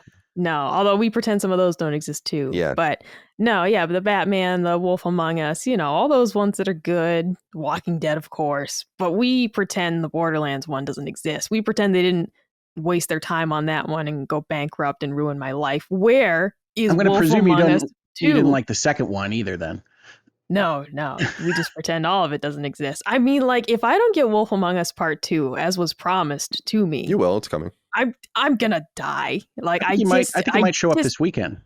I really, Rick, if I'm being honest, greatest disappointments, that should have been on the list because I love that game so much. And it was like, oh, it's coming soon. It's like, all right. And it's like 3 years later. And I don't think it's ever going to come out, before my untimely demise. But yeah, there are many things that I just pretend don't exist. If we're talking about like ambiguity, my second favorite movie of all time is The Wrestler, starring Mickey Rourke, and that's a movie with a mysterious ending that's just completely up to your interpretation. And I don't talk to people about it because I don't care what they have to say about it. It's like, oh no, I think I know what happens, and whatever you think happened is like, that doesn't matter, because it's what I think happened. And whatever the director says, he's an idiot. And I'm sure he's wrong, because it doesn't matter what he thinks either. Because I'm with you on this, Rick. It's like, if you communicated your point poorly and you can say, no, everyone has the wrong idea about the ending of this. And it's like, yeah, but if you communicated yourself poorly and we all had the same idea, that's your problem. So it's like the audience, in a way, does determine how the work is received and interpreted. It's true. Because it's like, well, if you use the wrong word because you like the word, but everyone else thinks it means something else, it's like, at the end of the day, like what you put out there, if 90% of the people think this is what happens, then you probably just didn't communicate it well. And like which one becomes canon in people's hearts, it's like, that's kind of what determines how your work lives on and how people will continue to interpret it in the future. But no, this is a fun one, Rick, even though I'm less philosophical with it and more literal. I can agree, Mike. Well, when it comes to things that are less serious, I'm definitely of the mind like, oh yeah, it doesn't exist. For example, Scrubs. They had a fantastic ending to the show Scrubs. It's very Season emotional. 9 is Scrubs. Him in the hallway, seeing the people that have impacted him throughout his life. And that was it. That's where the show ended. They never did some kind of weird reboot show that they tried to call I think it was season 9. Let me ask you this though, Dustin. That was pitched to the network as Scrubs Med School. Yeah. And it was greenlit as Med School. And then NBC decided that they didn't want to let them call it a different name because they thought they would lose audience. Like, does that change any of your interpretation of that? Because season 9 was never supposed to be Scrubs anyway. Right. Well, it would have been a lot less deeply offensive to me by trying They just to had the word med school on the title. yeah, it's a fucking spinoff. So make it a spinoff. It's not season 9. Clearly. It's so clearly not season 9. And I understand that's when some fucking marketing bullshit comes in. It's like, no, don't taint a good thing, because with it being a spinoff too, it wasn't any good, which was, I mean, also disappointing. But yeah, so I'm perfectly fine like saying like, yeah, that doesn't exist. Haha. It ended with this last season, and we're good. Book of Love. But when it comes to Star Wars, because I think about Star Wars in the new trilogy that I don't like, I think that, I don't know, as time has passed between me and those movies coming out and temporarily ruining my life, for that period when they came out, now I kind of just see them as like, they exist, but I'm at the point where I can let them not ruin what does exist about Star Wars. Like, I'm kind of happy, not saying that, like, oh no, there's nothing that's ever happened after the end of Return of the Jedi, but it's like, that's kind of where the story ends for me and my interest. The other stuff after that is like, I'm not going to let it take away. And maybe that's copium. Maybe the copium has fully consumed me at this point, and I'm just in denial, but I'm able to love Star Wars again and just say, I don't need anything else. And that's okay. I have these other movies, what I grew up with, and that other stuff exists, but I'm just going to choose not to act like it doesn't exist, but I just don't need to engage with it anymore. Yeah, and it seems like a shame because there was Sure. a big space to make things in that universe, but is what it is. It's Disney? funny. Oh, I'm sorry. I don't hate you, Disney. Get better. I do. I hate them. Yeah, fuck I've for a lot always of been reasons. a Disney fan, right? And Disney has had a rough couple of years, but I've been a Disney fan my whole life. I was not super upset about them getting the Star Wars brand because it didn't look like George Lucas wanted to deal with it anymore. And I remember, Dustin, going around with that black and white photo from like the first script read of The Force Awakens before it had a title, just episode 7. And like around my office at the firm and being like, I am so pumped about this. Look, it's Harrison Ford. Look, it's Mark Hamill. These new people I don't know so well.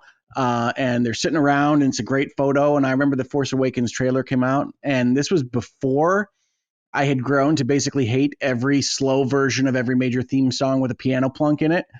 And I loved that trailer. And I really only started to feel potential negative thoughts about Force Awakens when I looked at like how they described the New Order and the Resistance. And I'm like, well, what are you resisting if you're the government of the galaxy? And like, it just didn't matter because they were trying to graft A New Hope onto this so strongly that they just didn't care about some of the world building stuff that I did care about with respect to Star Wars.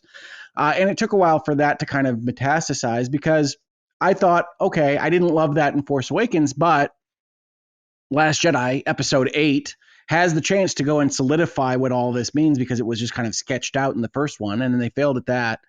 But I agree with you that it doesn't take away from the things that exist. I also think that you can pick and choose a little bit. Like, I don't hate the Jedi video game series. It's not my favorite because I think you have to still steer into some of the stupid things in the Disney world. But I don't hate the Jedi video game series. I adore Andor. I think that's the best thing Disney's made. Even better than Rogue One, Colin. But, yeah, I mean, Dagan tells me that all the time. He's like, you got to really watch Andor. And I'm like, I'm out. That's what Ken Levine said too. Yeah, Ken Levine. I mean, yeah, he did say that. Yeah. That's Andor. Andor is fantastic. And so that wouldn't exist probably without Disney. And I'm not sitting here trying to be a hater on these kinds of things. I just think they really screwed up with their trilogy. So I make the choices that make sense for me as to what I accept as canon. And I get reminded from time to time when I play a board game or I read a book in the Star Wars universe that Disney still technically feels that their stuff is real. If they put out a TV show on Disney Plus tomorrow that just had Luke Skywalker waking up and pretending like everything in the trilogy was a dream, I'd be all for it. But like Newhart.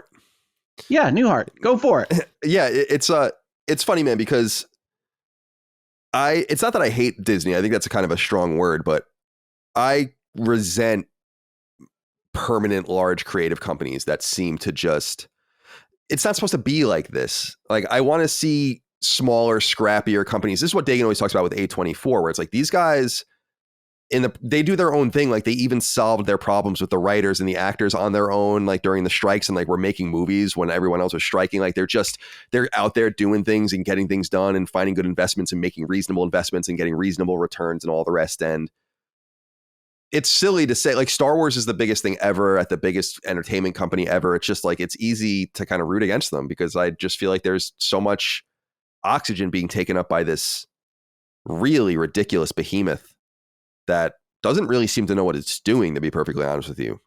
Yeah, no, they are definitely in a period of not knowing the direction to take. Yeah, with like the mismanagement of Pixar. I brought up in the past with that Jenny Nicholson video about their hotel, the Star Wars hotel. Fantastic. Was really, I love that video. Yeah, it was awesome. And it was eye-opening just about how they really don't know what they're doing. And that like less is more. And the regret with Lucas and just getting, and Dagan was telling me like he's getting back involved apparently with like directing maybe one of these things that's coming up, and that's cool. But you're right about the whole premise of it doesn't make any sense with the First Order and the Resistance. Like it really should have been about the bad guys being rebels in some sense and leaning. I think that would have been fun. Yeah, turning it on its head. Right, or make it what it really should. And I've always said this is really the new trilogy. It would have been interesting for it to have been about things that we've never really seen. So like major corporations and cartels, like in a deep way, and like how they can fuck around so now the governmental piece has kind of been found. It's like, what do you deal with now? And it's now like these really evil, powerful corporations and all that kind of stuff. So it would have just been cool to get something different, but no, we don't have to. It's like, I can't resist Star Wars no matter how much I tell people. Sorry about that. No, it's all good. Are we all satisfied? Is there anything else to say? Micah, Dustin, are you good? I'm good. No, you know what? I was going to say The Witcher on Netflix, season 1, very good. The rest of it never happened. Never happened. They all died in an accident and Netflix stopped making new shows and Netflix died too. But The Witcher season 1 was very good. Pretty cool interpretation on some of the stories from the books, which I love. But everything after that, it didn't happen. And it doesn't exist. And that's where I stand on it.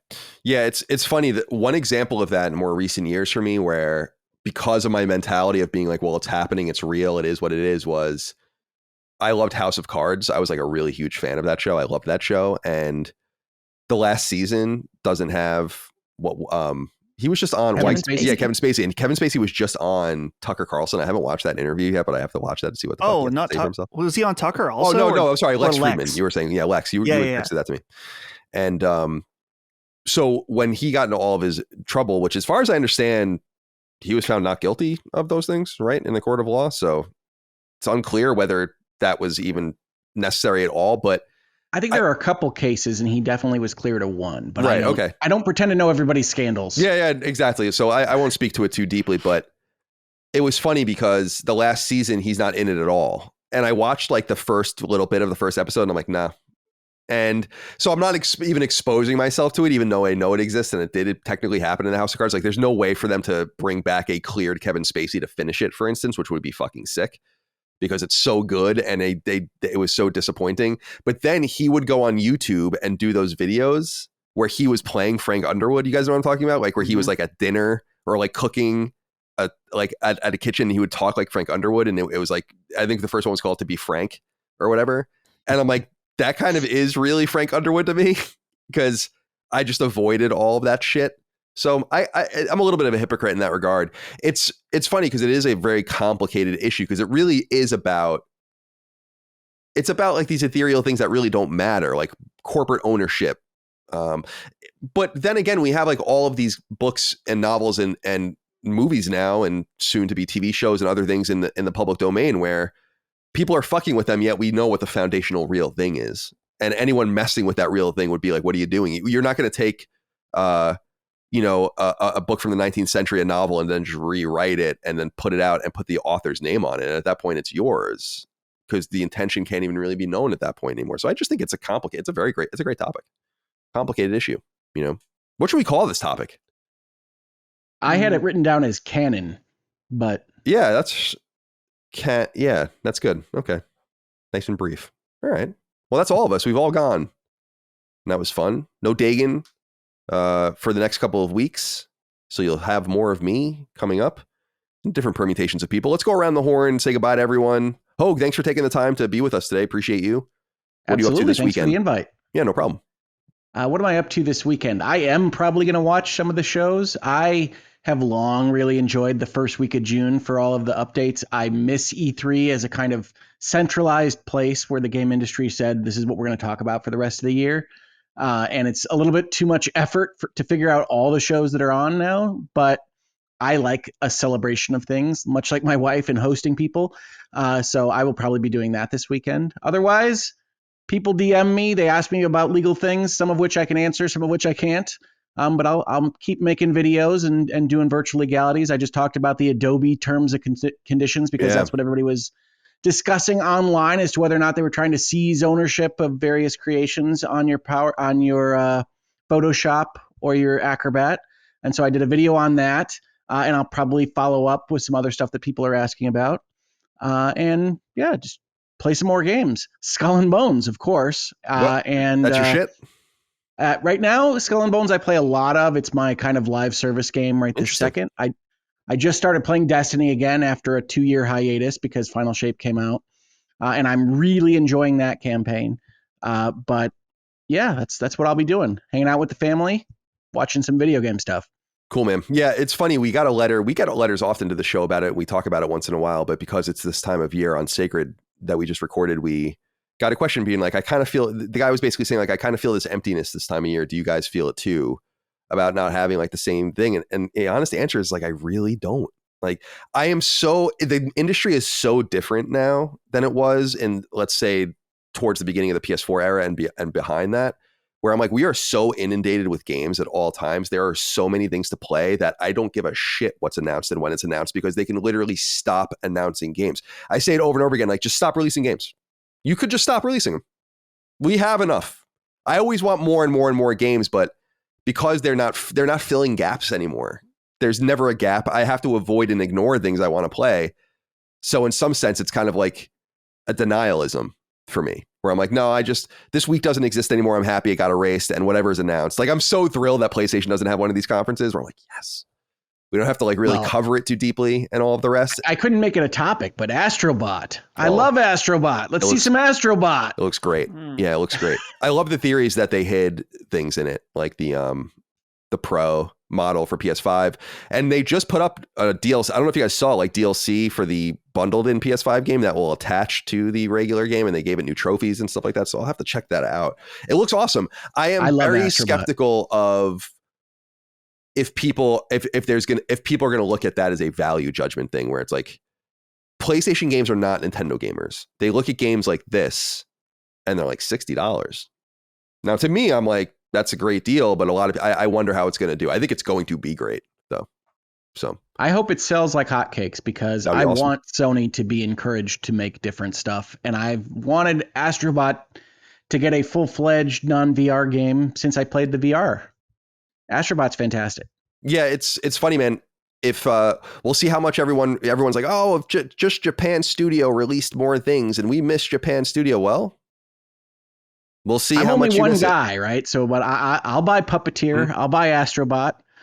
I'll buy what you put in front of me. Puppeteer is awesome. I'm actually surprised they have not re-released Puppeteer because that game is just stranded on PS3. It made me so mad that it's only on the PlayStation 3 streaming because I would play Puppeteer again today. Yeah, Puppeteer is dope. There are a few games that like are more obscure than the ones people typically touch on, like Killzone and Resistance and all those games that need to come off too. But yeah, that and Tokyo Jungle are amongst the more obscure PlayStation games where I'm like, you really got to get those off because those are great games. All right, well, Hoeg, we'll see you again soon. By the way, are you a Destiny person? I'm just playing Final Shape this week because I had taken a hiatus. I really hadn't played Destiny since Witch Queen, but I think Final Shape's fantastic. Oh, okay, cool. Well, maybe we'll call you in because I think we're going to try to get Chris and I guess it would be Cog together to talk about that game, and a third would be good. So we'll be in touch with you about that as well. Micah, be well. I'll see you right after this. We're going to dinner tonight. Now, yes. I have a little bit of time here. It's like, do I want to mow the lawn and get crazy with it? It's kind of hot out. It is 86 degrees. Yeah, it's out like right the weather now, is not agreeable. Is it going to be cooler anytime soon? Monday, I don't know, man. It's like no good days, really. Oh, What's tomorrow looking like? it's a little cloudier. Nonetheless, it doesn't matter. Goodbye to you. Be well. What are you going to do with your weekend this weekend? Thank you. I'm looking forward to the Call of Duty Black Ops 6, full reveal. That's coming on the 9th. So I'm very excited for that. We're going to see. I haven't played Call of Duty in a bit, but I really have a hankering for it, So I'm really excited for that. And we're going to be checking that out. Tomorrow we get to go eat cake at Uncle Mike's house. Oh, yeah. It's I'm pretty excited for that. That's right. We got to shoehorn that in, though. I don't know where dinner falls in this. We can go to McDonald's. The time we're going. We can go to McDonald's or something. We what? We can go to Mickey D's after that or something. Yeah. I'm gonna have to freeze the meat that I bought. Oh, that's okay. Because it throws everything into disarray. But yeah, it's like, do I eat the cake before I've eaten dinner? I think I'm just gonna eat the cake. Yeah. And just yeah. But I'm excited for it. Very well. We're gonna go do that. Call of Duty. Good weekend. Very well. Dustin, goodbye to you. Have a good weekend. What's on your agenda? Goodbye. As I mentioned, gonna go to Jeep Fest. I gotta find some. That's tonight. You were saying, right? That's tonight. What about this? What about this weekend? Any games? Any? Oh man, I'm balls deep on Elden Ring. It is. I even fit in some time this morning, which I normally don't play games in the morning, especially if I'm going to record. But I was like, I gotta keep going, and so be playing Elden Ring. Be going to a friend's house tomorrow. My friend that has the Blackstone Grill, my friend Jason. And hell yeah, dog. He makes the smash burgers on the Blackstone. I appreciate it. I don't think I want one. Micah, I'm so mad I wasn't here for the grilling topic. Oh, well, did you see Aldi has a $60 flat top griddle? Really? Like an independent thing? Yeah. It's tabletop versus like a big cart style one. But I saw this just posted. I thought of you because I was like, Aldi, huh? They got themselves a little one. I could put a thing on top of my gas grill though and get the same effect. Oh yeah, absolutely. Absolutely. But anyway, smash burgers and beers on Saturday, and then Sunday, I'm gonna watch the Xbox thing. I want to see if Phil Spencer is willing to reveal himself publicly, not in that way, not like okay, but wow, will he appear? That's a whole different showcase. I'm also interested to see if he does that. Is he going to appear after he's kind of become the villain? I have to assume he's going to be front and center. Maybe he should reveal himself in that way. I mean, just go for it at this point. That's it. So right. Thanks for having me on, and R.I.P. Dagan. Yeah, he reaches out through the Force to say hello to everyone, and he'll be back soon. We'll be on Knockback together as well, but yeah, he's just getting caught up in work. He's like more in the traditional space right now again, so they needed him today and for the next few Fridays, so that's the way it's going to be. So you'll have more of me. We'll be back next week with a different permutation of people. Thank you so much out there for your love, kindness, and support of all things Last Stand Media. Constellation, just one of the many shows we do. Early ad-free access and more over at patreon.com/laststandmedia, laststandmedia.store for merch. We'll see you next time. Until then, goodbye. Constellation is a product of Last Stand Media and Colin's Last Stand LLC and is proudly recorded in the USA. The show was conceived by and is directed and hosted by me, Colin Moriarty. My co-host is my brother, Dagan Moriarty. The show is produced by Last Stand's executive producer, Dustin Furman, and is edited by associate producer, Ben Smith. All Last Stand theme music is by Ramon Narvaez, and all of our graphics and logos are by Dagan Moriarty.